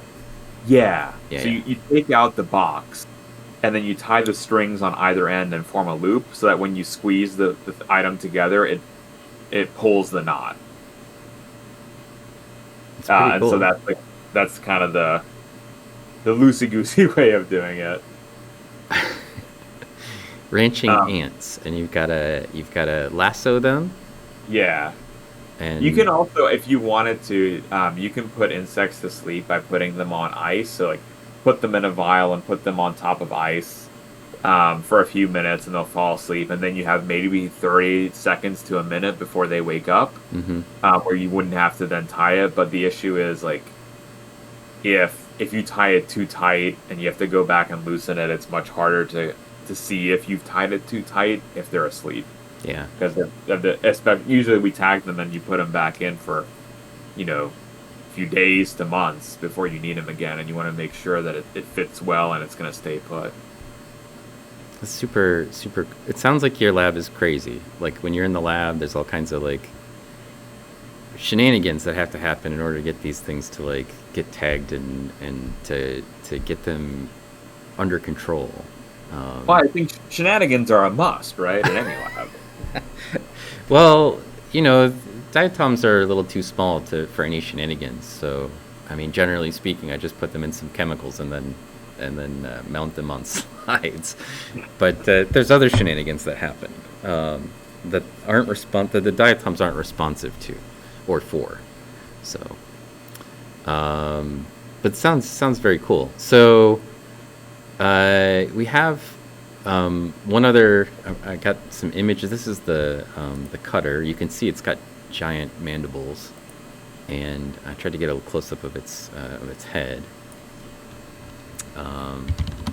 We have one other ant that's in here that we haven't looked at any of the species for. That's on stub 6, which is Harpegnathos. Yep, so that's Harbignathus saltator, and it's a male. And this ant bucks any and all rules that we've talked about ants so far today. Oh, right? Just screwed up everything. It's actually what we think is an evolutionary ancestor of modern day ants. It does exist. It's, obviously it exists today, but its behavior and social structure are very much ancestral. They more resemble the solitary wasps that we think they're derived from. So this is a male, but the workers are very unique in that the worker looks identical to the queen, and any worker can in fact become a queen. Oh, weird. Yeah, and when they do become a queen, they acquire activated ovaries, they start laying, and their lifespan multiplies by 6. So this very much does look like a wasp. In Yeah. terms of its body shape, it's got the super skinny waist and, more of a sort of a waspy abdomen than the ants that we were looking at. Yep. And then its Yeah. head is The also head's very bigger. small and doesn't have, it's looking away from us, unfortunately, just the way that it landed on the carbon tape. But you can see 3 of the eyes, the UV eyes on the top of the head, Yep. very much like a wasp. And then the big, their their head shape is totally different as well, right? So like the Yeah. antennae are right in the middle, and their eyes are very wide apart. And And they're much bigger too. The yeah, eye. yeah, the eyes are a lot bigger, and the wings on this organism. So the antennae are super, super long. This is, you can see that. I try to give you some sense of it from the SEM. which is if I put its head way down here, the antenna are like the length of its body, like the whole length of its body, which is definitely different than the other ants that we saw. And also it has giant wings. So to me, this looks like a termite. I don't know, like it kind of looks termite-y to me. I don't know what the difference between a termite and an ant and a wasp is, but... Well, so the eyes, like it would be a lot less pronounced than the termites. They also have had like termites have actually a king and a queen. A king? Yeah, there's actually a male constantly who's the sperm supplier in the colony, and lives as long as the queen does. Not for this species. So this one here is a male ant. The big difference between the males and the females of this species is that the females have huge mandibles that extend out, versus like the leafcutter where we saw it go down. It goes straight forward, and it's used for carrying eggs and also getting into altercations with other colony members. They show policing behavior because any worker can become a queen. If one worker starts to transition to become a queen, they'll grab the worker with their mandibles and hold them until their ovaries shrivel. To force them to unqueen? Yeah, to revert back. That's interesting. And they can tell based on olfactory cues. So if you're a queen, you smell different than a worker. And it's from an evolution perspective, it's cool because if you lose your queen, then another worker can ascend. And the way they decided is there's actually a giant duel. So the workers will fight with their antennae. And it's not damaging. It's kind of like in I guess like a high school gym when dudes are like hitting each other, like, you good, bro? You good? Kind of like that image. But each Rams day or something. Yeah. And each day there's fewer and fewer that are participating in the fighting until there's the one winner. And then genetically she undergoes changes that increase compounds related to, creating of eggs. And she also has a gene that gets turned on, and that gives her extended lifespan. So what's crazy is you can put her into an established, like this new queen, if you put her into an established colony, they will recognize her as a queen and police her. And the workers will hold on to her and be like, no, you're not supposed to be the queen. You need to revert. And so her ovaries will shrink back down, and that gene that's turned on that gives her extended life turns back off. And what's really crazy is if she's lived past the amount of time she should live as a worker in that queen state, so normally the workers live like 6 to 9 months, and the queens in this species can live 4 to 5 years. Let's say she's on year 2 and we revert her back to a worker, she dies almost instantly. Instant death. Yeah. Body's just like, you're not supposed to be this old, and then boom. Versus like when she's a queen, it's like, oh, the body's actually kept young.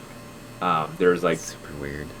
The connection is like there's a lot of genes that are conserved and similar between humans and insects, and if we can figure out what this gene is and how they turn it on in a controlled manner, that could also extend lifespan in humans, which would be pretty cool. Yeah, this is super weird, like, that it just it doesn't start over, but rather just, like, recognizes that it's past time and shuts itself off. Exactly. Super weird. Yeah, so, somebody asked me, why do they all look like Pompeii victims? It's just a habit of the way that they died, and then they got stuck onto a stub and they dried out. So like the way that they're shaped is not their living positions but their death positions. And you'll note that a lot of the insects ended up with their legs like crisscross across their bodies, and I think it's because they have they move around through some sort of hydraulic system, right? Like they're pumping fluids into their legs to get them to move. And when they die, some of those fluids basically get dehydrated, and I think the system kind of shuts them down so that they fold back up into this like little space. Is that right? Yeah. So they have an open source circulatory system, so that there's no veins or arteries. Everything's just sloshing around everywhere. There is a blood-brain barrier, but otherwise everything's kind of free flowing. So even like when they have an infection and the immune system needs to kick in, basically the immune cells just attach onto the outside pathogen and like push it up against the cell, like the exoskeleton, and siphon it off because you can't plot or anything like that, which is wild. This one I can't remember the name of off the top of my head, so I'm just copying it from the... Sorry. I'm putting labels on the files so that I can keep track of them. For my sake, because for me, this is like, oh, we're on step 6. Like, I'll remember this one because there was only one of them. But so the males for these species also, are they short-lived? I mean, there's a king, but then there's like the one that we have here is it's a short-lived. There's a king in termites. Oh, right, not in these. Yeah, but not in ants. Yeah, so we suspect with the phylogenetic evidence that this colony system evolved twice in insects. Once in the common ancestor of bees and ants, and then the second time in termites independently. So that's why termites have kings versus bees and ants don't. So this is another really short-lived one. Interesting little note, you can tell the age of a flying insect if it flies against gravity, meaning that if you put them into a cup and you turn it upside down, will they fly upward? So you can, as an easy trick to do with your fruit flies that are like in the house with like the fruit that we brought home from the grocery store, you catch them, put them in a tube, and you turn it upside down. If they go up, that means they're less than a week old, and if they don't move very rapidly, then they're older. And so these males, when they escape the nest, they fly straight to the ceiling, which is really frustrating. Because you're trying to catch them and you're like, come back.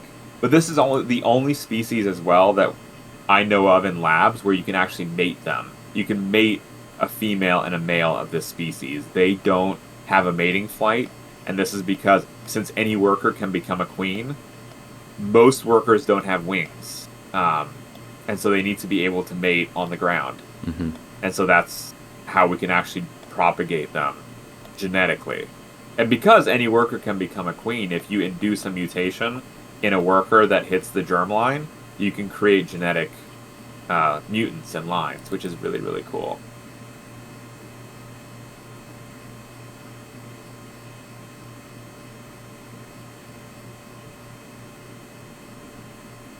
There's the wing hairs.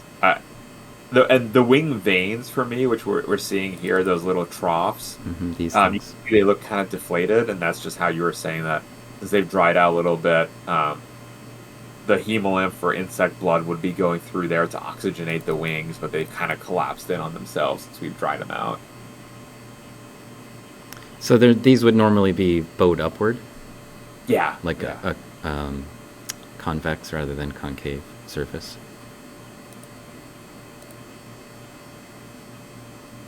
Yeah, and then everything goes into the SEM, and it gets way worse because it's in a vacuum. So depressurize just basically creates problems for it.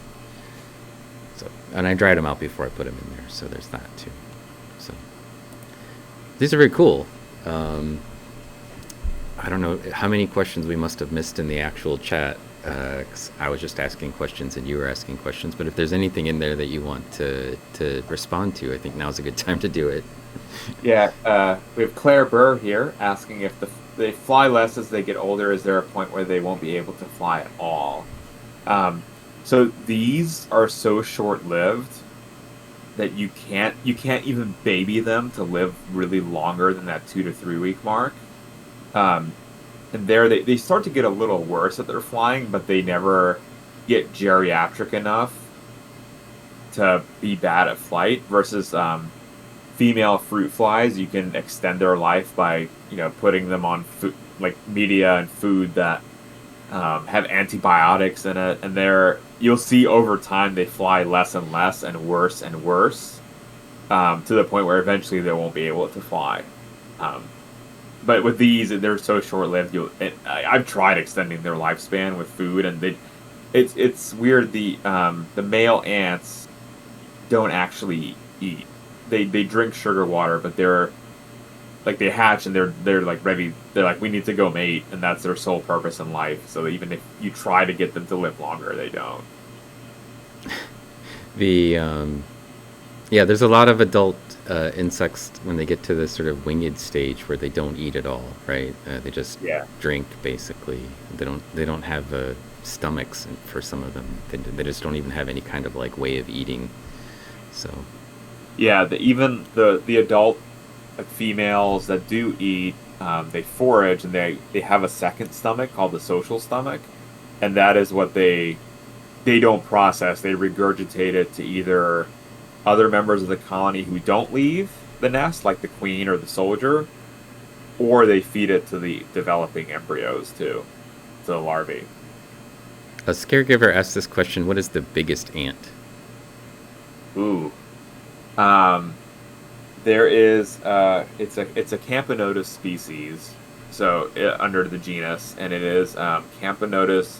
Either it's Gigantus or Gigatus. I forget how to pronounce Giga. it. Giga, yeah, but it's the queen is the size of your hand. Like if you stretch out your hand from your fingertip to the bottom of your palm. That's the queen. Yeah. Like the size of a giant dragonfly almost. Yeah. That's crazy. Claire asked some questions as well. Yeah. How do you make longer lived versions that you do your studies on, or do you just like let them live to 3 weeks and that's it? So Claire, we usually don't do it on males. We'll do the lifespan question on females. That normally, like with the carpenter ant that we were looking at the beginning, those the minor caste whose job it is to forage and take care of the babies, they live about a year and a half, and the soldiers live 2 to 2.5 years. So there you can manipulate them and see if you can get them to live longer or die faster. The longest living ones is about 1.5 years, but the average, like for a minor, is about 60 some odd days, and then further on, the major is about 150. For fruit flies, Claire, they can live about 90 days if you baby them, and so that has enough resolution where you can then test, like, you can put in genes and see if that gene now turned on will it make him live longer. And one experiment we've done, as I was mentioning, there was a gene in this species that we have on the scope. The queens, they have this particular gene turned on. The gene name is called AGO2. It's an Argonaut gene. We can put it into a fruit fly that normally doesn't have that gene. Normally there's no AGO2 in there. And if you turn it on, that fruit fly will actually live much longer than it normally would. So you can do that kind of genetic trick as well. Yeah, Claire, this is a Harbignathus saltator male ant. So this is the male. It looks like, as Diatoms was saying, it looks pretty waspy, because this is the evolutionary kind of link between solitary wasp and ant. Pretty cool. Caregiver asked about ants in space, and actually, while there's no research, ants in space for mating there is on fruit flies, and they're looking at the chromatin state and how the chromatin changes conformation as it being in space, which is pretty neat. But I don't know about space ants. So you also do a bunch of really cool artwork. We've mostly been talking about the science side of your your streaming and your research, and but you also have a whole bunch of really cool art that you do associated with ants and actually many different types of insects, right? Yeah. And I saw you were doing some 3D modeling for a game. Is that true? Yeah, so Lita and I are writing a children's book Mm-hmm. on Antonia the ant, and it's a we try to like the concept of epigenetics, which is this whole, you know, the ants that are nearly genetically identical, but they look and act very different. That was not a word when I was in school. And it seems like a lot of textbooks really still aren't broaching the topic in a lot of different grades of schools, like a lot of people who are potentially want to be scientists, and we wanted to make something that's accessible to not just kids, but like adults as well. So the story of the book is that Antonia is the Alate or the princess, quote unquote, cast, the unmated, and she has to meet with the queen and identify what the most important caste of the colony is. So the reader will learn about the different castes, the different jobs, the genetic, like how epigenetics works. And in the end, the Antonia goes back to the queen, and she's like, "Oh, I found out the most important one." And she says, "You know, it's all of them because it's a social organism. It's the superorganism, and they need all of the different castes to function." And then we're trying to build a video game with that too, the same plot line. And I've been 3D modeling other model organisms as well. So we've got fruit fly, a mouse, planarian, flatworm, C. elegans, and then other viewer requested uh, SciComm characters as well. Like our Claire here has requested a bear, so that'll teach kids about hibernation. So it's this particular art style that we have, and it's something that we're going to try to make it accessible to a broad range of people. I know with insects and too, like people usually were like, "Oh, that's so gross," but we try to make it look her a little look on the cuter side, and then we've already tried. Lita and I do school visits, and we show off the characters before it's showing like the real ants. And kids are all it's so funny. Kids will be like, "Oh, that looks cool," like for the 3D model, and then all of a sudden they're like, then we show them the real picture, then they're like not taken aback by a real ant. They're like, "Oh, okay, that's kind of cool." Yeah, I think that I regularly have this conversation with people in my channel about the connection between science and art, and that sort of making things in science accessible to people. Like art is a nice gateway to understanding science and to not being like afraid of things. And you think of those like Lucas the spider, the jumping spider cartoons, and then people get like an understanding that spiders are cute, and their behavior starts to look a little bit more cute to them, and like the perception of being afraid of spiders changes, right? Or anything along those lines, where you can kind of tie that that that thing that you're scared of, or that thing that looks intimidating, and try to sort of showcase through art what's what's interesting or attractive about things that people generally think of as being scary. There's a lot of beauty in nature that I think just people don't, they're intimidated by the fact that it's furry, so spider's scary, right? Yeah. And so I think there's this really interesting connection between trying to get people to recognize science through art. And so a lot of, in my channel, the stuff that's below me here, that's like colorized SEM images, and I'm trying to actually get people to explore this invisible world around us, to think a little bit about organisms that are not visible. And I think similarly, ants are in this category. You can see ants, but you can't really see a lot of the detail in ants without the aid of a microscope. I mean, they just look like, they're very small. So, things that we don't see very easily, it's part of what I feel like is an important aspect of science, is kind of connecting to people. But I would also say that there's a science side of it as well. Like explaining science requires an inexplicably large number of cartoons. There's a lot of art associated with like how does the Earth look like on the inside, because we don't have any way of doing it without a diagram.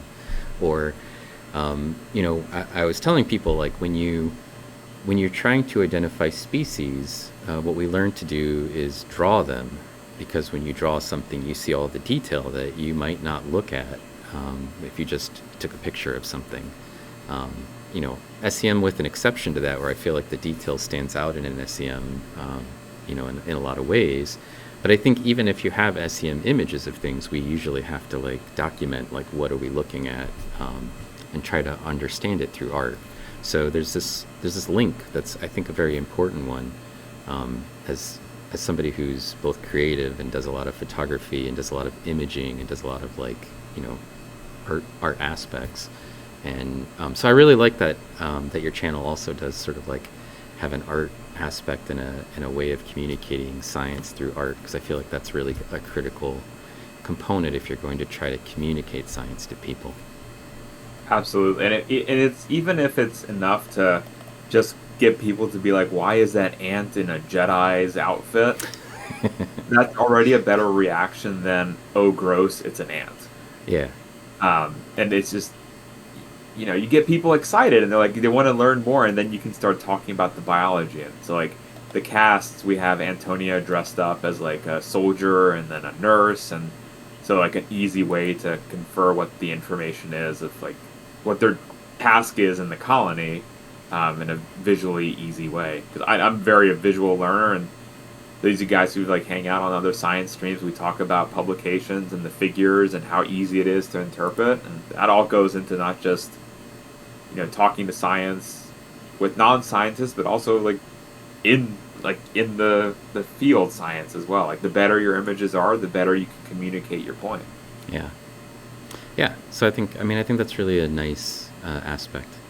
And like I said, I really appreciate that about your channel. It's a nice feature to be able to like. You're also very good at art, so I think that helps. I appreciate it. I do draw stuff, but I almost never share it. Although all of the diatom artwork that's in the channel is my artwork, either the SEM pictures, but also there's sort of cartoony art that I do as well. But I would never do it on stream because I feel like it's just too much. Like I'm very slow and methodical about how I approach things. Although, I suppose if I just did it more, I'd probably get a little bit better at doing it quickly. But mostly I limit my streams to photography, art, that side of it.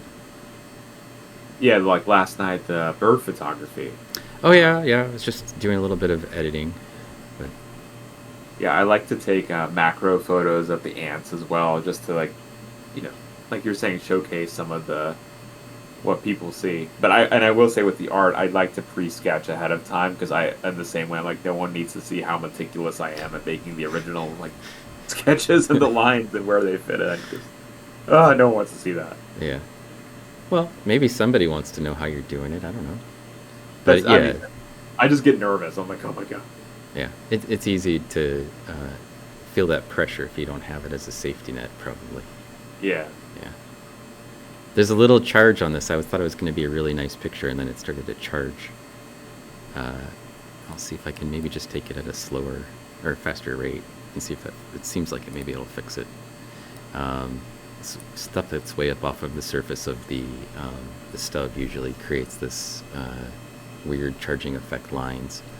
And the slower the scan goes across it, the more rapidly it charges. So I'm hoping if I just take a nice quick 1 minute scan, it'll get some pictures. Are there any other questions? I think we've had you here. Just oh yeah, my art is on my shirt here. That's a drawing, but it's a good question. That's Mustachio, the in-stream character in the logo in the bottom corner there. That's actually made from an SEM image where Pacific Plankton sent me some material, and the big round part that's the head of Mustachio is a diatom, and then there's an eye and a girdle band, and that's the way that they landed on the actual slide. I just added the mustache, and then oh wow. So the image that you see, the green one, that's the emote that you guys are using, is actually just an SEM image with a mustache stuck on top of it. Mustache! There you go. Good use of mustache. And then the we we can just rotate that around. We will make a butt stash, I guess this is. Like, I don't know, maybe like this. That's a good place for it. And then we'll bring some googly eyes in. There we go. We've got an ant butt stash going on. Hopefully this is what you were hoping for, Claire. Something along these lines. That's why we just put mustaches on things around here, including ant butts or diatoms or maybe one of these where the mustaches up really high would be good. I like the toupee. I don't know about the toupee. We could do the toupee, but I just meant like up under the eyes, close to the. Yeah. There we go. There's like a super slow Google. Golganik, your Google hardly moved at all, and it just rotated the eyes so that it's now looking like over at chat. With that plaintive look, like, is that the best you got, Golganik? You need to googly better than that. Put some effort to it. Did we miss any? Django Macro, hi. Look at that. That's much better. Look at how fast it spun that time. Django Macro is actually, I follow them on Instagram. They're a macro photographer, so you might want to give them a follow. I don't remember if you actually stream Django, but if you want to post a link to your Instagram, you should be able to do it.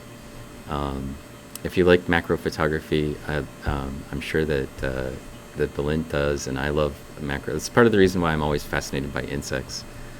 But I love macro photography, and the SEM is like, my ultimate camera because I can just zoom in like crazy on stuff. And the people who take really cool macro photographies with like a rail system, and they take like 1,000 photos and stack them, and I'm like, oh, I just put that in the SEM and get the same picture. So I have a cheesy way of doing the same thing. Cheap, not like inexpensive, but cheap, like simple solution to that problem.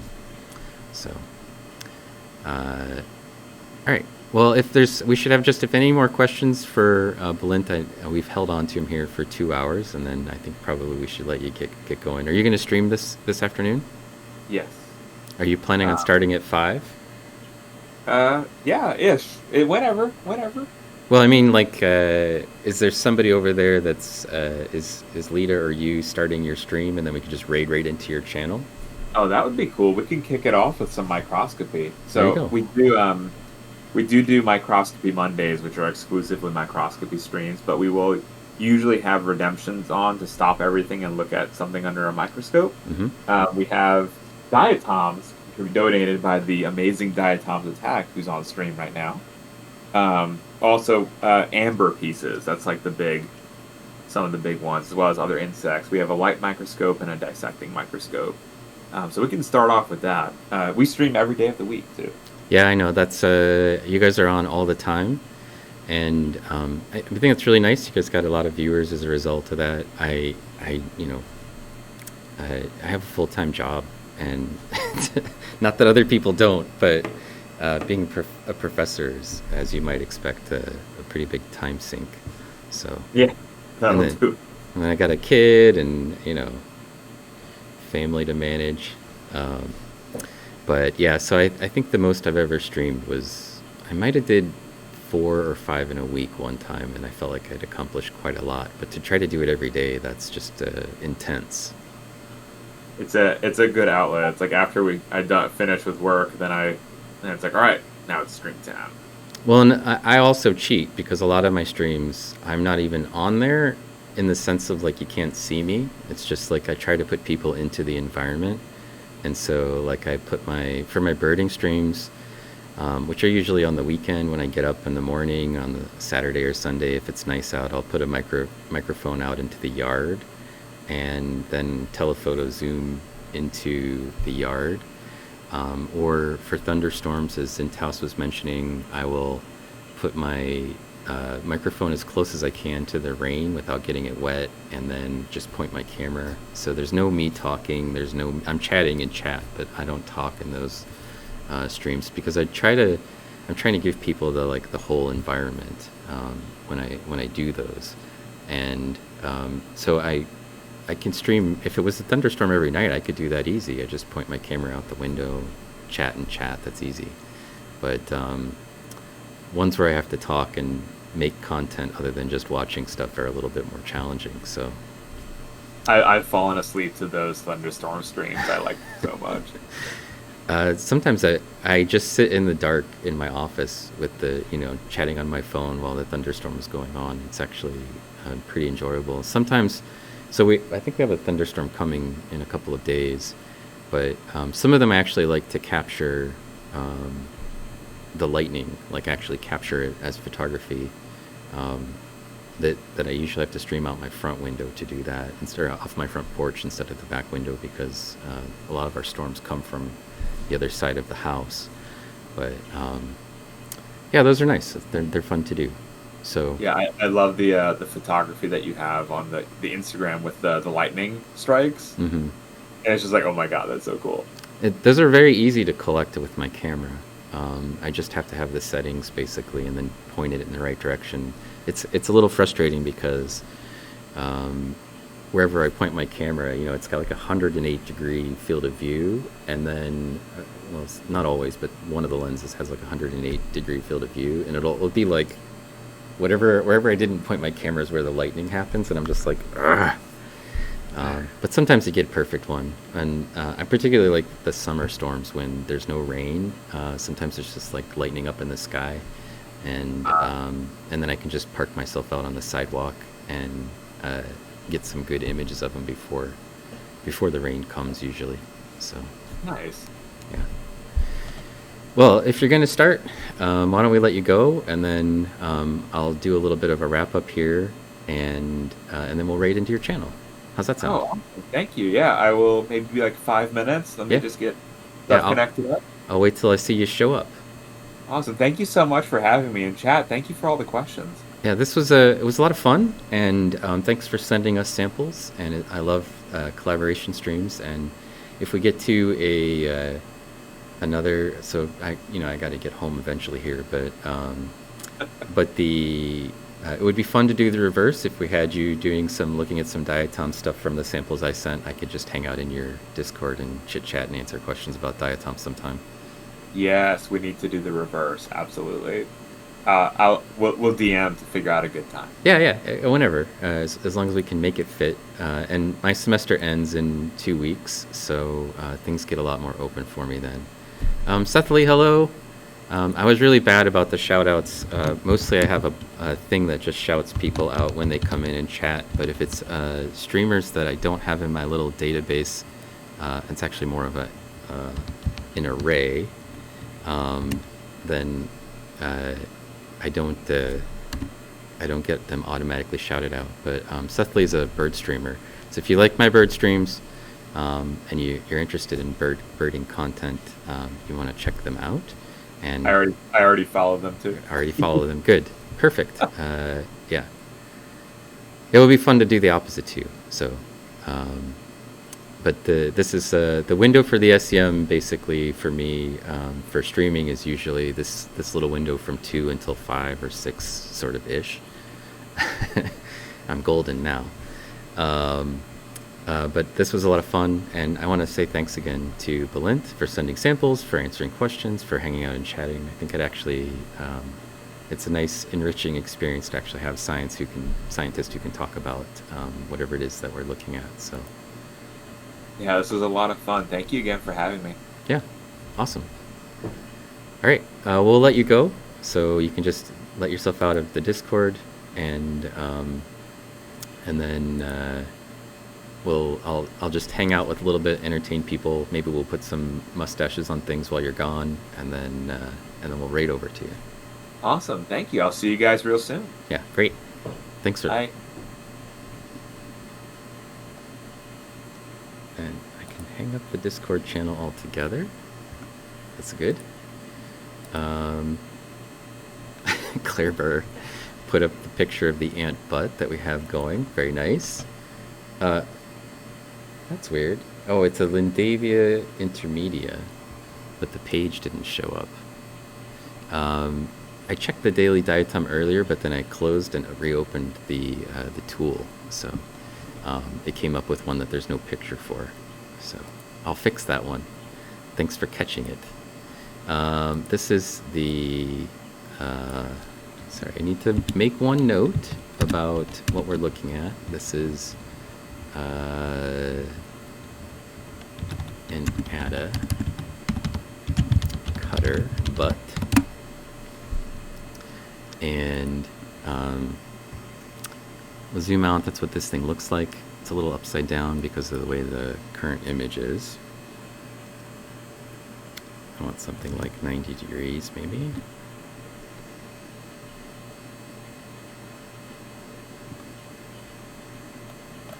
Not bad. And then I'm going to fix the brightness and contrast settings a little bit for us so we can get a nice overview shot of this ant.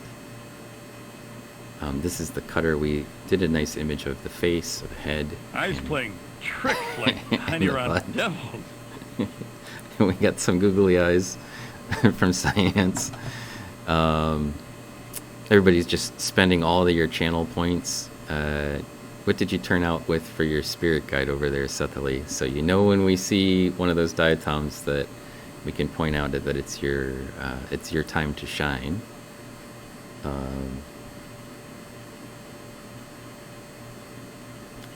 Let's see. So I'm going to set this to 7 for the speed and maybe lower the beam intensity. Let's see if that does something to fix the... let's like over brighten here just a little bit. Most of the pictures I will post, I'm going to send them off to Balint from this collection of things that we took pictures of today. And then I will also post some of them, colorize some of them, and post them into the Discord or onto the Instagram. So now you need to diatoms that live on ants. I don't think that would happen because most ants don't go in the water. But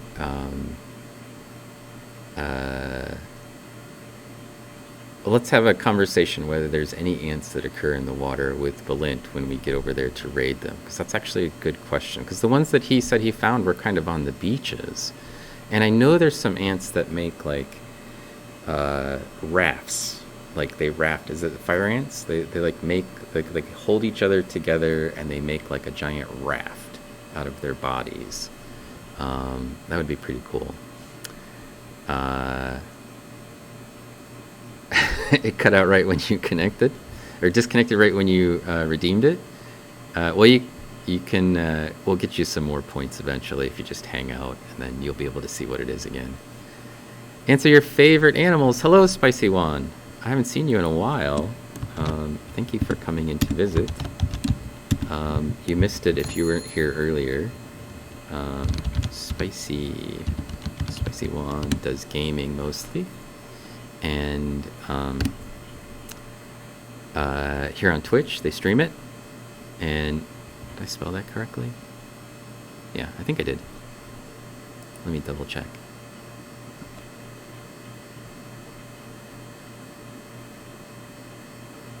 Yeah.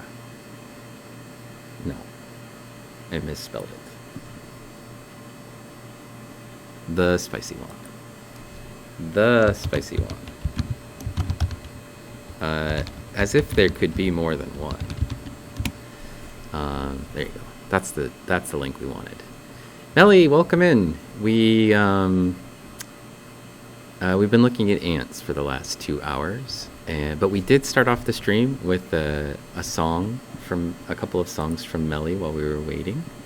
If you're not following our friend Mel, please give them a follow, and check out their musician.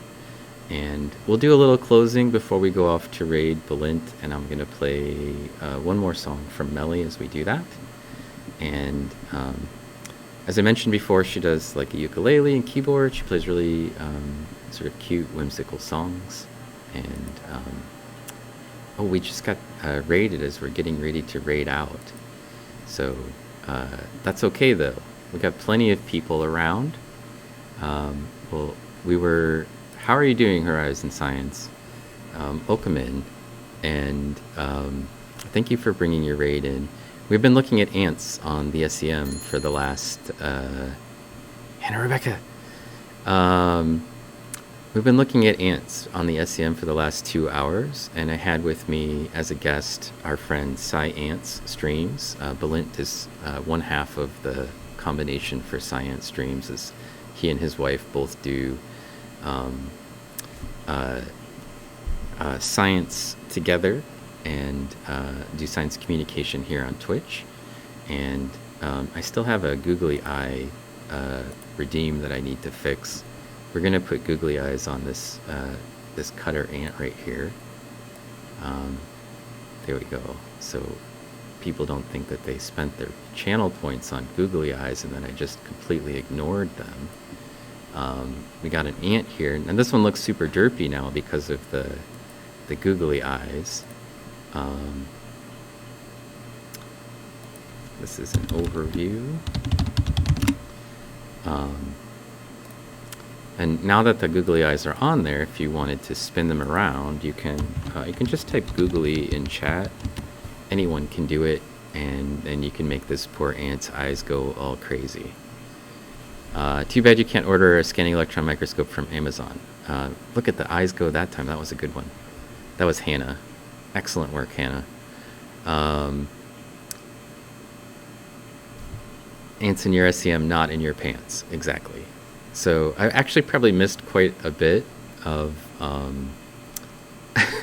of comments in the stream because we were just chatting, and it's a lot harder for me to run an SEM, think of questions, answer questions, and manage chat at the same time. But I felt like it was an okay stream. We did pretty good. We got a lot of really interesting discussion about ant society and how ants work. And we got some great imagery of ants from samples that were sent to us by our friend Sci-Ants Streams. So if you are not following Horizon Science, there's a who that showed up there. And their who comment is just that they're a science streaming physics professor. But they do atmospheric science, I think. So you should give them a follow and thank them. Thanks for the raid, bringing your people in. We were looking at ant bodies. We looked at their butts, their legs, their heads, their eyes. We had all kinds of interesting conversation about those things. So I did make a point that the SEM would fit in a truck. It would kind of fit in a truck. It probably would have to be strapped down pretty tightly, but you'll have to rewatch it. Yeah, it's a lot of really fun stuff happened on the stream. You know, we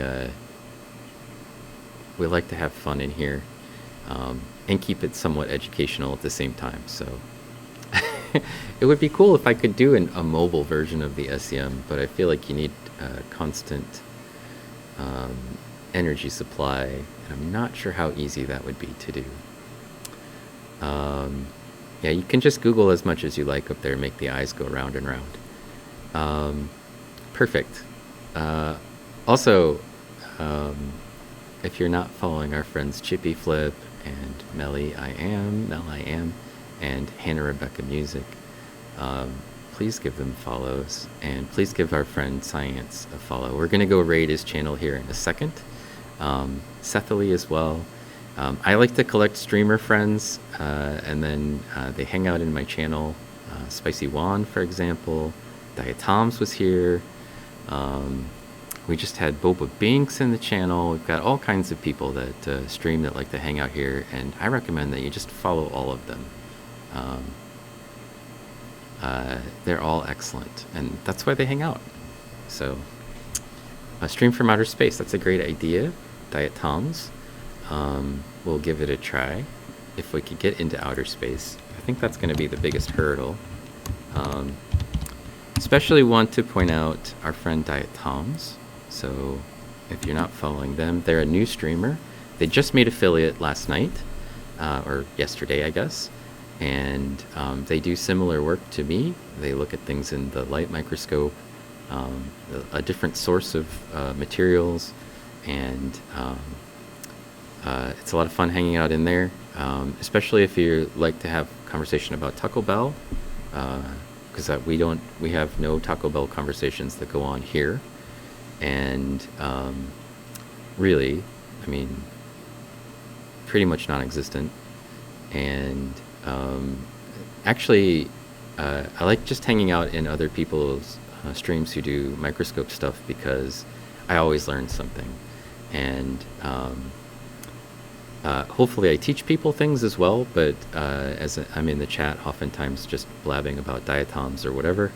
But I learned a lot of cool things just watching a stream from Diatoms last night. So please give them a follow and check out their streams. It's in the evenings. I think they start, that's like 3 days a week. And it's mostly in the evenings for people here on the East Coast. I think it starts around 11-ish our time. So, yeah. Okay, I think I've stalled long enough. Let's do the ending screen. Here's the ending screen with some credits. And while that's going, and I can say thanks to people, why don't we give a little musical background. We'll listen to our friend Mel I Am. Showing your good Oops, side to the I got world a commercial. has its Well, let's let that go until the commercial's done. Estorella, hello. We're just getting ready to raid out, but welcome in. If you like digital art, you should give our friend Estorella a follow. She's also been doing clay recently. So just to let people know what's been going on, we had a bunch of subscribers today, and last night we got a subscription. I didn't even see Cold Ham. Cold Ham's one of my, he plays, I gave him a shout out, but I didn't see that he also subscribed. He's a friend of the channel, and I watch him play all kinds of video games. He's like one of those people that I just watch play games. Galganic, our friend, for a long time now, here in the channel, has been subscribed, I think, for 6 or 7 months now. And our new friends, Tom's here, and Science Streams also gave us cheers. Scaregiver, a new subscriber that's been hanging out today a lot. We got follows from Hello and Soma Holidays and Alien Being and Rabbit Girl, Cheeselings, Codependent. These are some people that came in last night as well, while I was hanging out in Diatom's, not me Diatom's, but Diet Tom's stream. Here we go. So we'll listen to this little song from Melly, which is Here For You, My Friend. And while we're waiting around, we will raid out to Science Streams. If I can remember all of the commands, and if I can spell things correctly. Invalid username. Not sure how I got an invalid username from that. Give us a chance to listen to the song, though. I love those days outside with you. Okay. I'll always remember you by my side whenever really far apart. There we go.